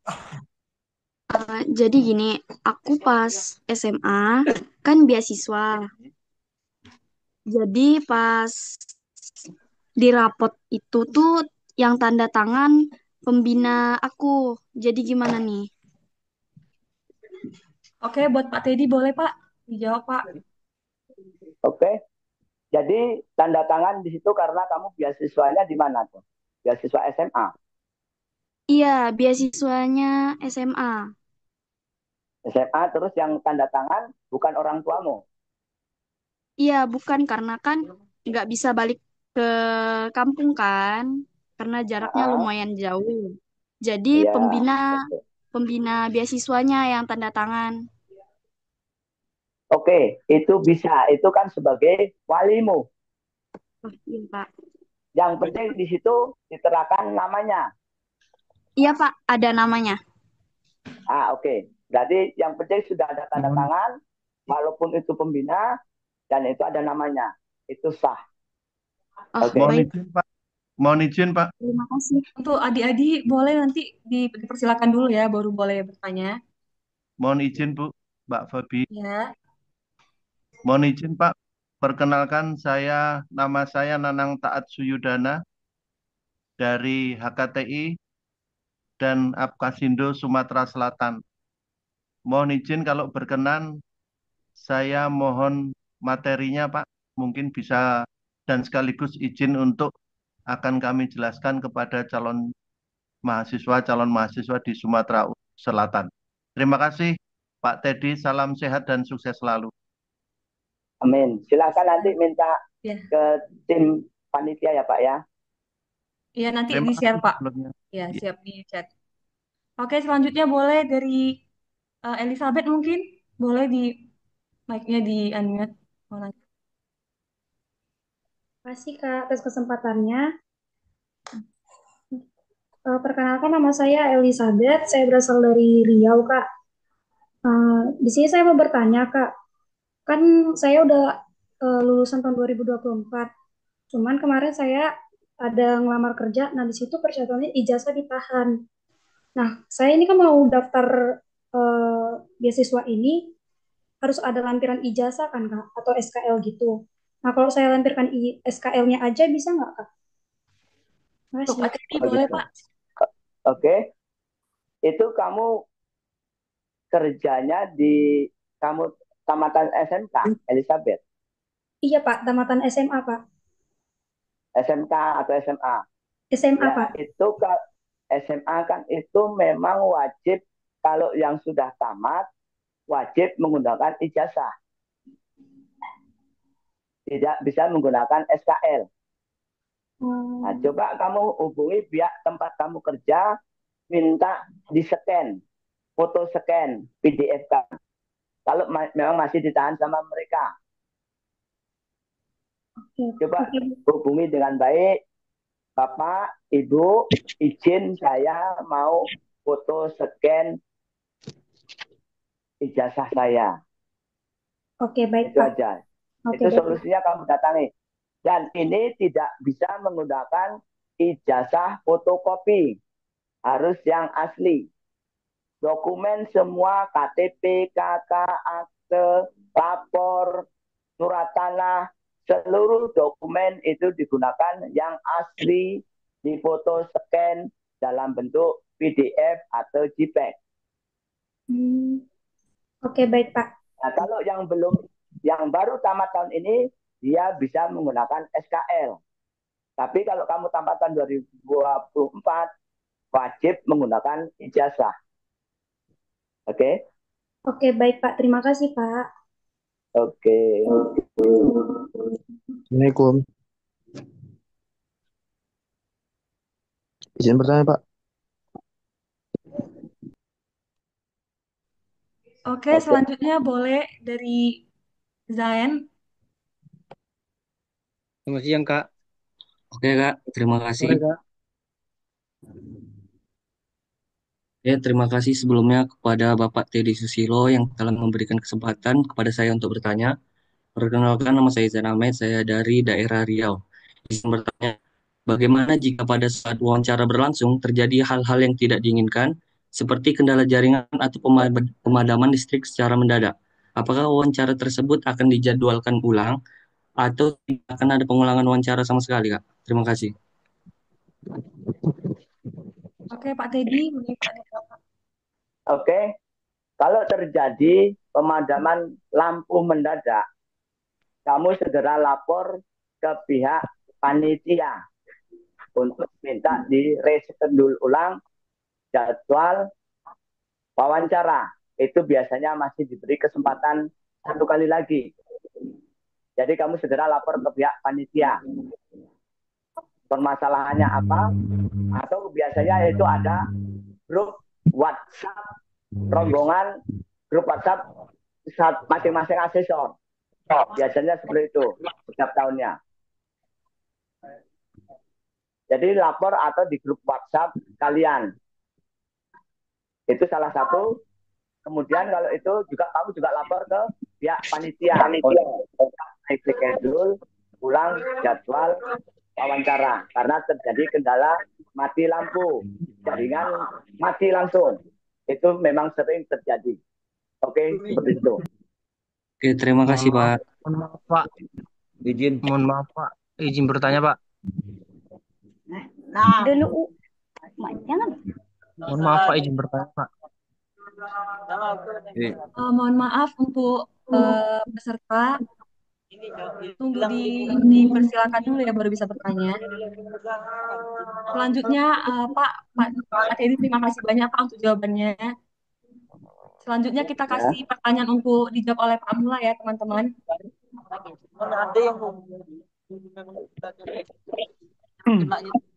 Tiga pertanyaan untuk Baik, dijawab oleh Pak Teddy. Mula. Peggy, izin Peggy, Pak Mula masih stay ya. Mesinnya di mana? Di sini.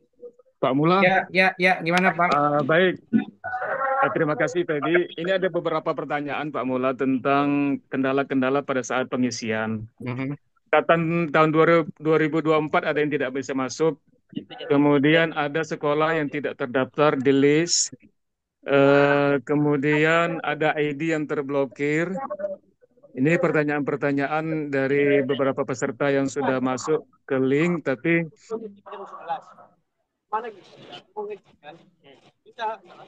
sorry, Ya. mati masih anu Ceh. Tadi belum kedengaran Pak ya? Iya, di sini memang. Yes, Oke. Tahun 2024, siswa yang tamat tahun 2024 ada yang belum bisa masuk Pak. Belum bisa masuk ke link. Kemudian ada ID yang terblokir. Kemudian ada sekolah yang tidak terdaftar, beberapa sekolah di Kalimantan Barat, di Aceh tidak terdaftar. Kemudian ada anak pesantren yang ikut ujian persamaan paket C. Bagaimana caranya agar bisa masuk? Terima kasih Pak Mula. Mungkin Oke, itu dulu, makasih Pak Yunus. kawan-kawan mungkin ada yang ingin ditanyakan nanti. Baik, terima kasih Pak Yunus. Yang pertama, tamat 2024 tidak bisa masuk. Coba cek aplikasi sudah bisa masuk atau tidak. Jadi itu nanti ada tambahan surat keterangan bekerja. Karena esensinya dari setelah tamat itu dia harus mengabdi dulu atau bekerja atau bertugas sesuai dengan klasternya. Kalau dia bisa bekerja kurun waktu mungkin 6 bulan, kami memperkenankan itu. Oke, jadi ditambahkan surat keterangan telah bekerja. Oke. Yang kedua, kalau tidak tersedia, teman-teman, Bapak Ibu sekalian, ada nomor HP yang tadi sudah kami share. Oke, hubungi mereka, minta daftarkan sekolah yang belum terdaftar di aplikasi. Namanya NSPN. Nanti didaftarkan itu. Yang ketiga, ada ID yang terblokir. Tanyakan juga mereka. Kan itu kan sangat teknis sekali, gitu. Bisa jadi ID-nya yang salah, bisa jadi emailnya yang tidak dibuka, bisa jadi emailnya masuk di spam, dan seterusnya lah. Sangat teknis itu. Makanya coba minta ke pusat informasi, nanti direspon oleh mereka. Oke? Yang keempat, Oke, ada izin anak, Pak. ya, Maaf, panitia sampai saat ini tidak bisa dihubungi, tidak yang menjawab. Yang yang menjawab tiga mesin. nomor itu, yang 3 nomor. Iya, sudah masuk ke 3 nomor. Yang 2 nomor saja yang merespon, tapi yang merespon mesin. 1 nomor tidak merespon. Oke. Coba yang di nomor yang tidak respon di nomor yang satunya lagi, Pak. Iya, saya sudah coba ke 3 nomor, tapi yang merespon 2 nomor, itu pun yang merespon mesin dengan janji, bukan dengan jawaban. Dengan janji akan merespon, tapi tidak ada jawabannya. Kapan Bapak WA? Kemarin. Kemarin ya. Oke, nanti Ya, saya klarifikasi itu. siap. Izin Pak Mula, Ya, izin. Kalimantan ya. Barat, Kalimantan Barat Pak Mula. Oke, Dari siap, PPAP sudah kabar Pak. siap. Nah, apa yang baru saja disampaikan Waketum Pak Yunus, dan ini sudah kami lakukan sejak tanggal hari pertama Pak, tanggal 17. Ya. Jadi kita sudah coba berkomunikasi dengan panitia dengan 3 nomor yang tercantum itu. Nah, jawaban juga sama Pak. Mesin yang menjawab, bahkan dari peserta juga terkait dengan pemblokiran ID, adanya ID terblokir, itu juga sampai sekarang sudah 2 hari belum dijawab-jawab, tidak ada respon. Oke. Nah, terkait juga dengan ini NPSN juga sampai dengan sekarang, bahkan riskannya dari Aceh juga sampai nanya ke kita di sini. Oke. Belum juga bisa di ini Pak, belum bisa mendaftar mereka dan itu belum ada tercantum di dalam sistem. Demikian Pak Mula. Oke, baik. Yang pertama tadi menyangkut dengan belum ada respon yang berkait dengan sekolah tidak tersedia. Kumpulkan semua dari melalui Pak Yunus, semua nama-nama sekolah itu secara berurutan WA, kemudian Pak Yunus WA ke saya. Clear ya, Pak Yunus ya? Deal. Oke, yang kedua, apa tadi itu? ID ID terblokir. terblokir. Oke, itu hal yang sama. Kumpulkan semua seluruhnya supaya tidak satu persatu di Pak Yunus, kemudian Pak Yunus kirim ke aku. Clear ya? Kemudian paket C, anak pesantren. Ini kasus Kalsel. Oke, yang khusus paket C ini, masalahnya apa ya? Saya belum paham ini. Sekolahnya Boleh saya nggak terdaftar, dia pesantren paket C. boleh saya tambahkan Pak Yunus terkait Siap. dengan paket C. Nah, kebetulan juga kita kemarin dapat keluhan juga itu dari Aceh Semilu. Dari Aceh Semilu itu sendiri, yang paket C pesantren. Permasalahan mereka ini karena mereka paket C-nya itu tidak memiliki raport, tidak diberikan raport. Namun mereka memiliki ijazah kelulusan. Nah, ini juga yang jadi pertanyaan mereka, apakah kami bisa mendata apa tidak? Itu Pak Yunus tambahan, Pak Mula. Terima kasih. Oke, baik. Oke, Poinnya saya siap. sudah dapat. Rapor tidak ada, yang ada hanya ijazah. Kasih kami waktu, kami konsultasi ke Kementerian Pendidikan ya. Karena di persyaratan kita itu adalah raport atau surat keterangan lulus. Memang itu surat keterangan lulus sebenarnya pengganti daripada raport ketika raportnya belum tersedia di akhir. Nah, apabila itu diganti dengan ijazah, nanti coba kami konsultasikan dulu. Ada respon, Pak? Izin Pak, Pak Mula, Silakan, saya Pak mau Teddy. ya, Pak. Ini Pak terkait kita kan ujian ini kan dengar-dengar wawancara dulu ini terlebih dulu untuk si anak jalur afirmasi atau seluruh pendaftar Pak. Oke, Karena baik. kalau berpengalaman tahun kemarin Ya, yang akademik afirmasi dulu. yang wawancara terlebih dahulu, Ya, anak yang reguler itu tes CPA baru oke. tes wawancara. Nah, ini gimana untuk tahun ini Pak? Jadi Oke, kita kan baik. mau perlu kejelasan gitu Pak. Terima kasih Pak Teddy. Jadi untuk seksi, baik itu administrasi dan wawancara, nanti akan kami beritahu Pak, langsung kepada yang bersangkutan ketika dinyatakan lolos administrasi. Ya Pak Teddy ya, Ya, karena kami masih menunggu, karena tidak ada lagi istilah jalur afirmasi Pak. Yang ada adalah berasal dari afirmasi yang berdasarkan kriteria yang ada dalam jadwal ujian. Kan ada kriteria yang jelas. Nah, itu Pak. iya Pak. Nanti Ya, kami akan melakukan penelaahan mana yang akan masuk ke afirmasi. Itu maksudnya hanya satu tes, tes wawancara saja. Mana yang masuk ke iya, dalam umum atau dua tes. iya Pak. Mungkin bisa clear ya, Pak Teddy. Ini gini Pak, kita bicara pengalaman tahun kemarin ya Pak. Saya boleh tambahkan Pak, izin. Ya, boleh. Karena gini Pak, kalau tahun kemarin kan yang afirmasi langsung ujian wawancara Pak. Dan kalau dia tidak lulus wawancara, dia masih bisa ikut tes kemampuan akademik. Ya. Nah itu Pak, ada diberi kesempatan seperti itu.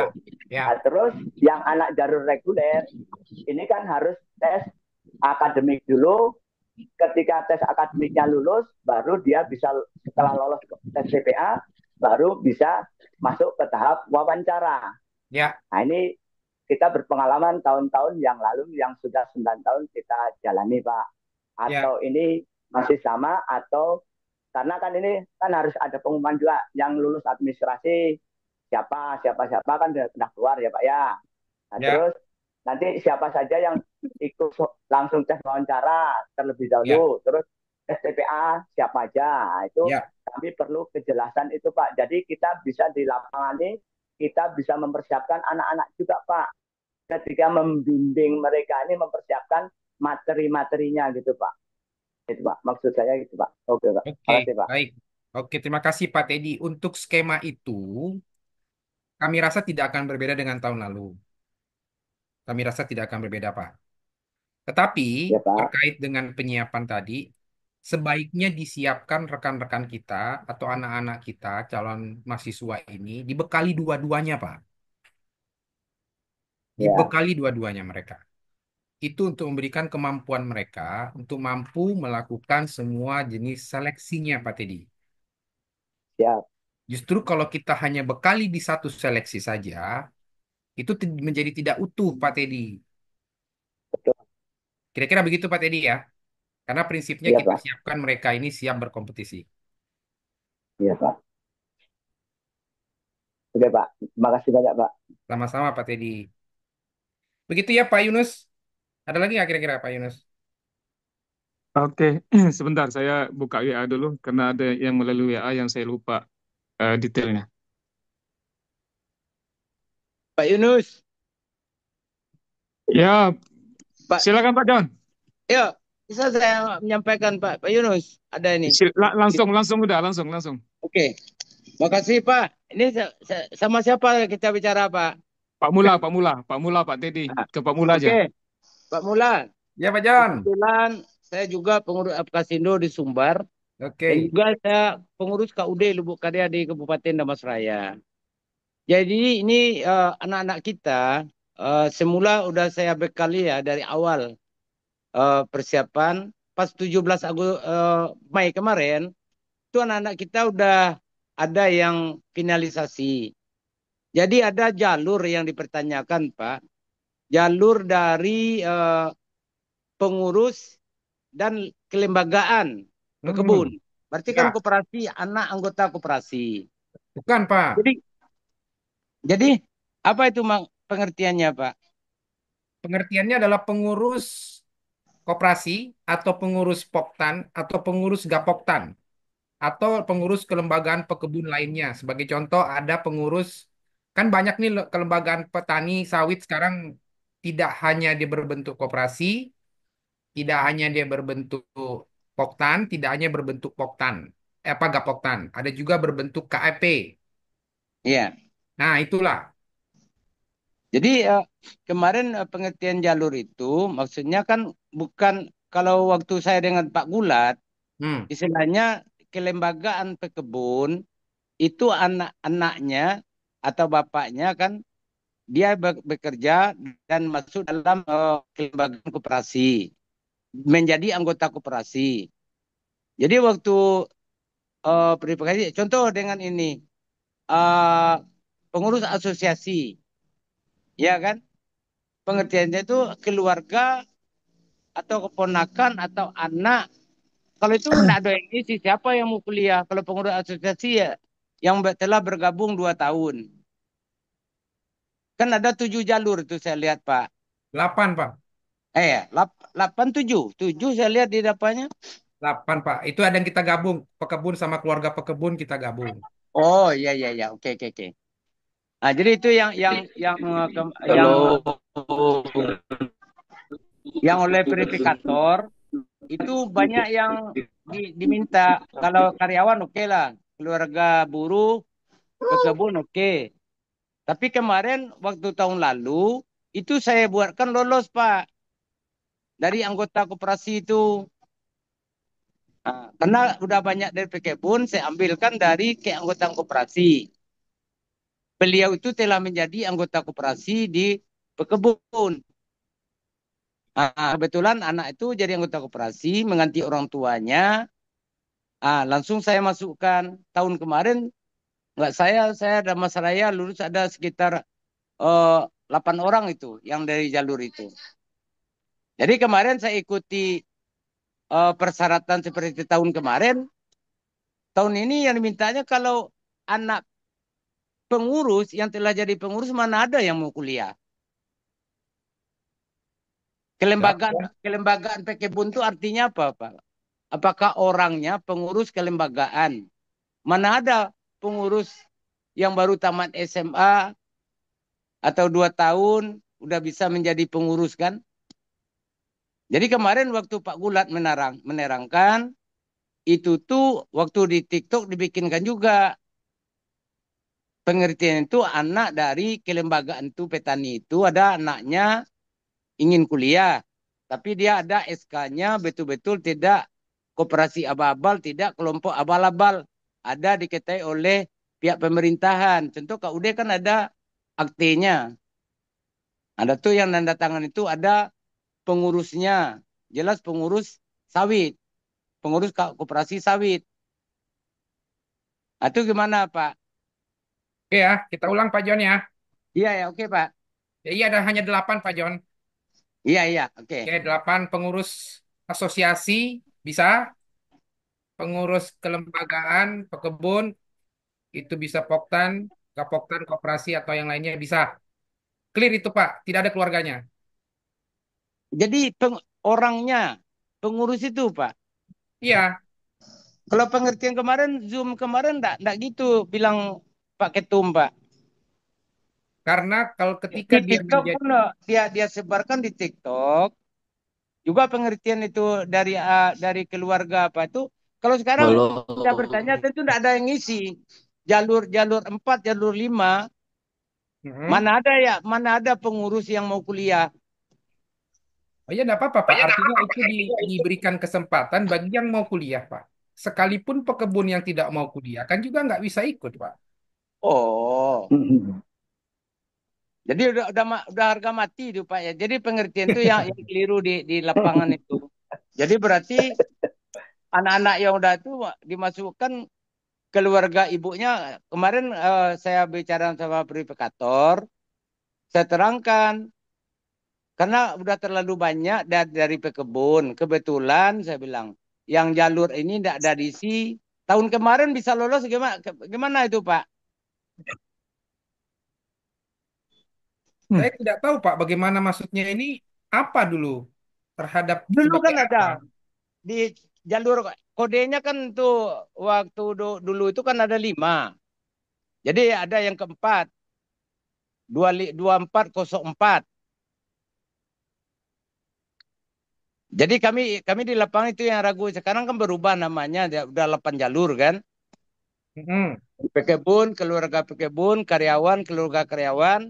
Sudah tuh dulu itu nggak salah saya ada koperasinya. Nah, jadi waktu koperasi itu saya tanya kemarin dalam apa juga itu ada keterangannya kan ada kelembagaan pengurus dan kelembagaan pekebun. Kan itu Pak.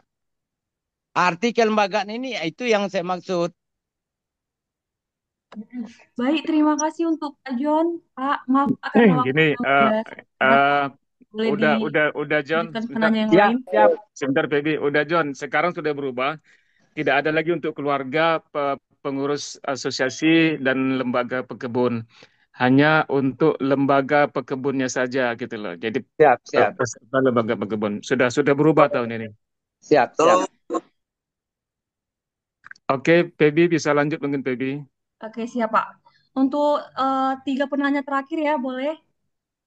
Dari yang raise hand. Sebentar Pak Mula. Ya. Ada yang beberapa dari Riau sudah mendaftar tapi ID-nya belum keluar. Dan sampai sekarang belum keluar. Oke. Pak, itu ID belum keluar. Tolong coba konfirmasi apakah itu hitungan hari atau jangan-jangan hitungan jam. Hari sudah hitungan hari. Ya, kalau hitungan hari Sudah. nanti coba kumpulkan. Tapi belum bisa dideteksi itu Pak. Coba hubungi dengan si pusat informasi itu, karena itu yang berhubungan dengan sistem. Oke, berarti nama-namanya dikumpulkan, kemudian kita menghubungi pusat informasi ya? Iya. Siap. Oke, untuk 3 penanya terakhir nanti bisa dijawab oleh Pak Yunus, Pak Mula, Pak Teddy. Afian boleh? Afian?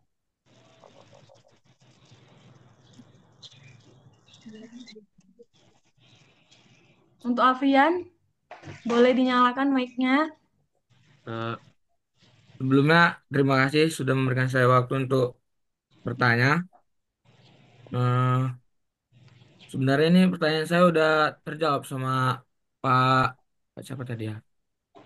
Pak Yunus tadi, Kak. Jadi buat kesempatannya diberikan kepada teman-teman yang lain aja, Kak. Terima kasih, Kak. Oke, terima kasih Afian. Mungkin dari yang hidup kameranya boleh dong dihidupin kameranya biar bapaknya pada tahu kan yang nanya.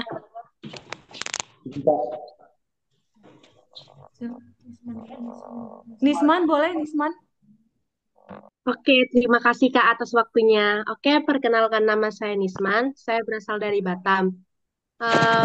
Ini untuk Pak Yunus, saya mau bertanya Pak, kebetulan akte lahir saya ada 2.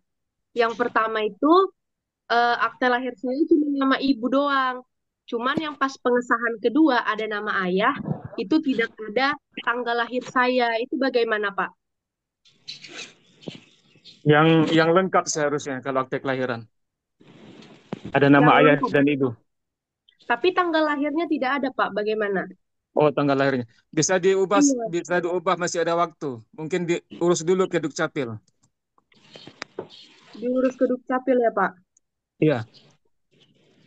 Oh, kira-kira sempat gak itu, Pak? Soalnya di sini kemarin waktu ayah ngurusnya pengesahan, itu ada sebulanan lebih, Pak, baru keluar. Minta dispensasi lah. Katakan saya mau urus beasiswa. Hanya ada waktu 1 minggu gitu. Oh, oke, baik, Pak. Terima kasih. Mungkin dapat datang dengan orang tuanya ya. Oke, terima kasih untuk 2 penanya terakhir. Boleh Malika nyalain kamera boleh? Mic-nya dinyalain. Baik, terima kasih Kak atas kesempatannya. Saya ingin bertanya, pada syarat pekebun dan keluarga pekebun kan yang syarat nomor 10 itu kan harus melampirkan surat pernyataan itu. Nah, jadi saya sudah punya surat pernyataan penguasaan fisik tanah yang sudah ditandatangani lengkap dan baru. Apakah saya juga harus melampirkan surat, harus membuat lagi surat keterangan yang dari format yang ada di link itu? Terima kasih. Pak Teddy mungkin bisa bantu jawab. Oke. Jalur pekebun atau keluarga pekebun di sini di format 10 berarti kamu kebunnya berstatus sertifikat SHM.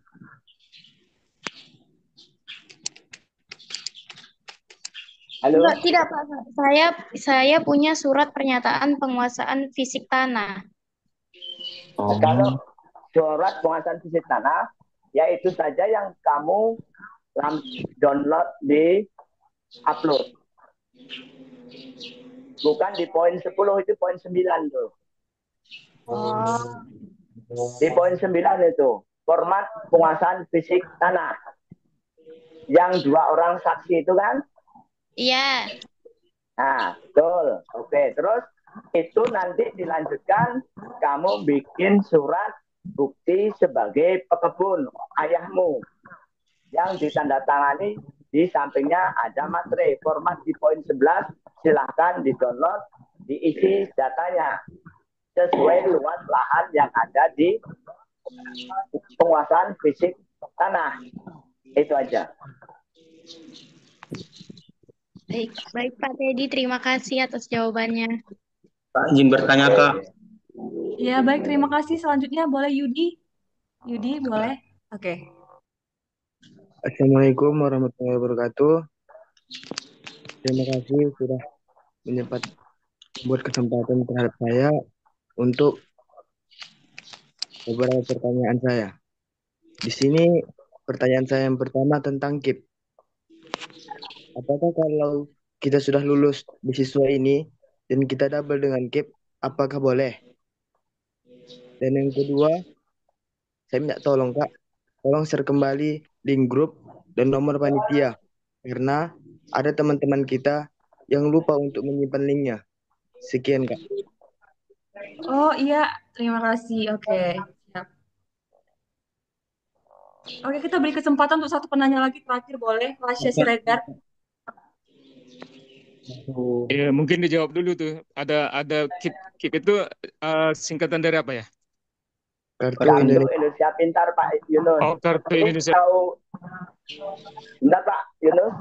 Ya, bagaimana Pak Teddy? Ya, lanjut. Itu kan ada surat pernyataan tidak sedang kuliah maupun jalur reguler maupun beasiswa.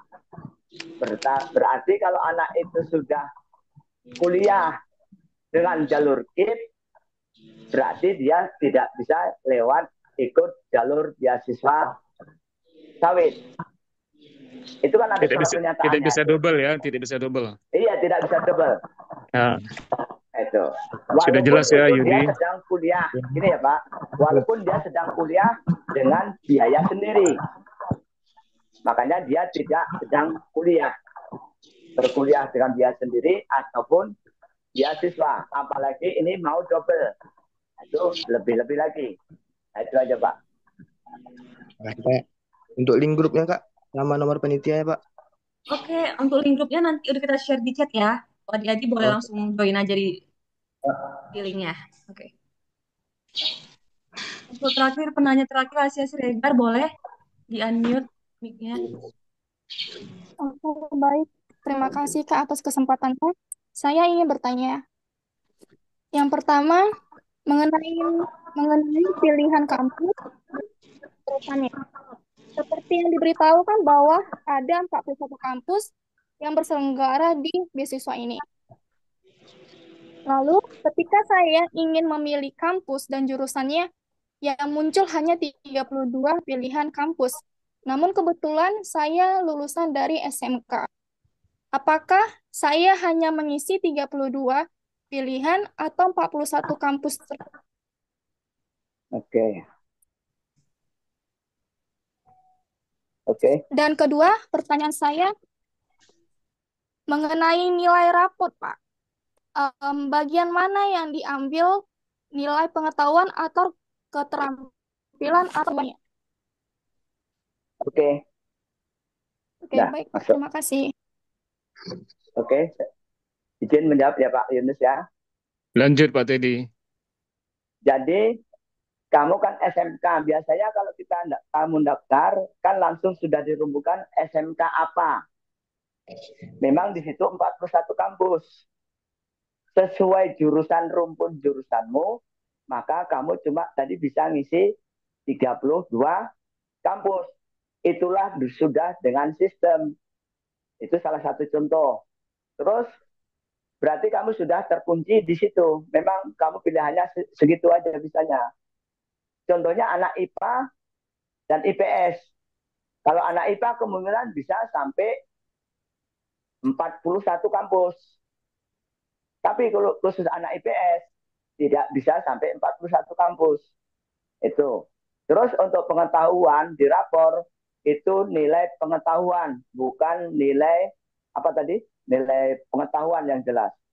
Nilai rapornya nilai pengetahuan, bukan nilai keterampilan. Ya, bukan keterampilan ya. Nah, bukan keterampilan. Jadi nilai pengetahuannya itu yang kamu jumlah dan kamu rata-rata tiap semester. Dan itu ada formnya mengisi di situ. Oke, itu aja. Oke, Pak. Baik. Bentar, Pak. Terakhir, berarti yang di-scan untuk format raport itu hanya nilai pengetahuannya aja ya, Pak ya? Itu kalau scan rapor berarti dari halaman rapor pertama sampai ke tanda tangan orang tua dan wali kepala sekolah. Itu kan ada berapa halaman kan biasanya? Oh iya Pak. Baik Pak, makasih Pak. Oke. Baik, terima kasih karena mengingat waktunya udah lumayan lama ya teman-teman, dan kembali kita ke penutupan. Demikian rangkaian acara kita hari ini. Terima kasih kepada Pak Ketum yang sudah ikut memantau, Pak Sekjen, Pak Yunus, Pak Mula, dan Pak Teddy yang sudah memaparkan materi, Pak. Terima kasih. Dan seluruh peserta yang telah berpartisipasi. Semoga apa yang kita pelajari hari ini bermanfaat dan sampai jumpa di pertemuan selanjutnya. Dan untuk adik-adik yang mau nanya bisa langsung tanya di grup aja. Linknya udah dikirim di chat ya. Mali. Ya, terima kasih. Mungkin Pak Teddy, Pak Yunus, Pak Mula mau ngasih. Feby, mungkin saya ingin ada kata-kata sedikit ya. Ya, boleh Pak. Terima kasih Feby, Pak Mula, terima kasih Pak Ketum, Bang Sekjen, Pak Teddy, Bapak Ibu pengurus dan anggota Apkasindo se-Indonesia, adik-adik yang kami sayangi sudah full mengikuti acara ini. Tadi yang sempat pesertanya 500 orang dan tidak bisa masuk lagi, sekarang tinggal 360, luar biasa. Kami mohon kepada adik-adik, kepada pengurus Apkasindo di seluruh Indonesia agar membuat klinik tanya jawab tentang beasiswa BPDP tahun 2025 seperti yang tadi malam dibuat oleh Sumatera Selatan. penyelenggaranya dapat bekerja sama dengan mahasiswa yang sedang kuliah aktif, karena mereka lah yang dapat membagi pengalaman bagaimana trik-trik mungkin tidak tercover semua hari ini, karena diterima 4.000 berarti pesertanya lebih dari 4.000. Hari ini baru 500. Jadi kita perlu membuat strategi untuk menyasar lebih banyak calon peserta. Demikian, terima kasih. Selamat sore. Assalamualaikum warahmatullahi wabarakatuh. Terima kasih, Teddy. Baik, terima kasih Pak Yunus. Mungkin Pak Teddy atau Pak Mula ada mau ngasih kata penutup? Baik, mungkin Pak Teddy terakhir ya Pak ya. Ya, Pak. Ya, Bapak Ibu sekalian, teman-teman, pertama-tama kami apresiasi lah. Artinya ini menjadi satu wadah bagaimana kita mencari ketika menemukan beberapa persoalan-persoalan dalam rangka melakukan pendaftaran. Itu yang pertama. Yang kedua, sekali lagi, kalaulah memang ada pusat informasi itu harusnya bisa membantu Bapak Ibu, teman-teman semua. Kalaulah ada delay atau keterlambatan merespon itu, mungkin bisa dipahami karena jumlahnya sangat banyak Bapak, teman-teman. Yang mendaftar itu sudah ribuan. Per hari ini sudah masuk sekitar 3.000 orang. Jadi mohon bersabar, pasti akan kami respon sesuai dengan waktunya karena kami akan bekerja lebih dari waktu kerja kami, Pak. Teman-teman semua. Itu kami yakini kepada teman-teman semua. Dan yang kedua, yang ketiga, sedari awal siapkan dokumennya. Kalaulah memang ada perbaikan atau ada apa namanya ketidaksesuaian, pasti akan ada catatan di aplikasi itu. Itulah nanti yang akan teman-teman bisa tindak lanjuti untuk memperbaiki itu. Untuk mencegah pendaftaran itu menjadi gagal. Kira gitu. Katanya yang terakhir, ketika ada persoalan teknis menyangkut dengan aplikasinya, seperti tadi ID-nya terblokir, kemudian ada sekolah yang tidak tersedia, itu segera disampaikan. Kalaulah memang ada cukup banyak, tadi kita udah sepakat Pak Yunus ya. Tapi untuk satu Siap. kali aja Pak Yunus, kalau hari-hari wah repot saya nih. Kalau Iya. Dikumpulkan ya. dikumpulkan aja dulu semua, Iya, dikumpulkan. benar.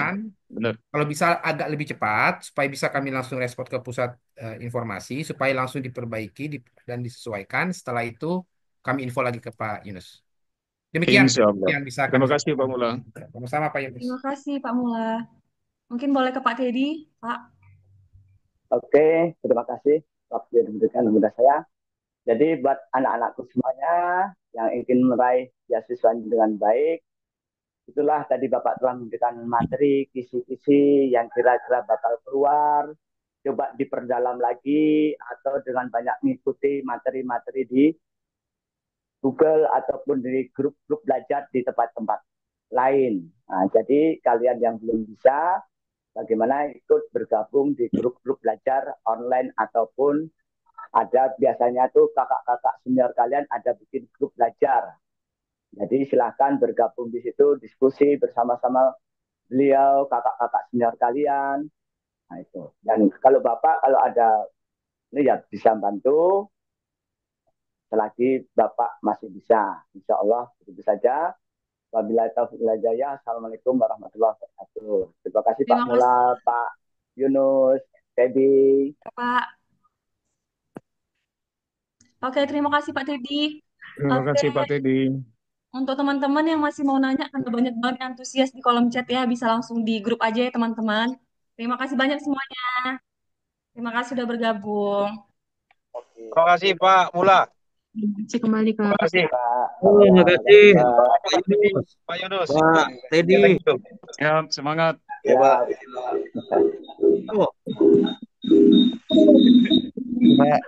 Bang Eko ini luar biasa ini. Makasih Bang Eko ya. Ya, terima kasih banyak Pak. Ya, makasih banyak Pak. Makasih banyak. Makasih banyak, Pak. Ya, terima kasih. Makasih banyak, Pak. Salam kenal teman-teman kita dari Kalimantan. Salam Apa kenal. kabar Jahrong Banjar? Pak, Banjar Apa kabar Kalimantan? Apa aja? Nang Kalimantan mana Ya. ini? Hah, apa kabarnya Kalimantan?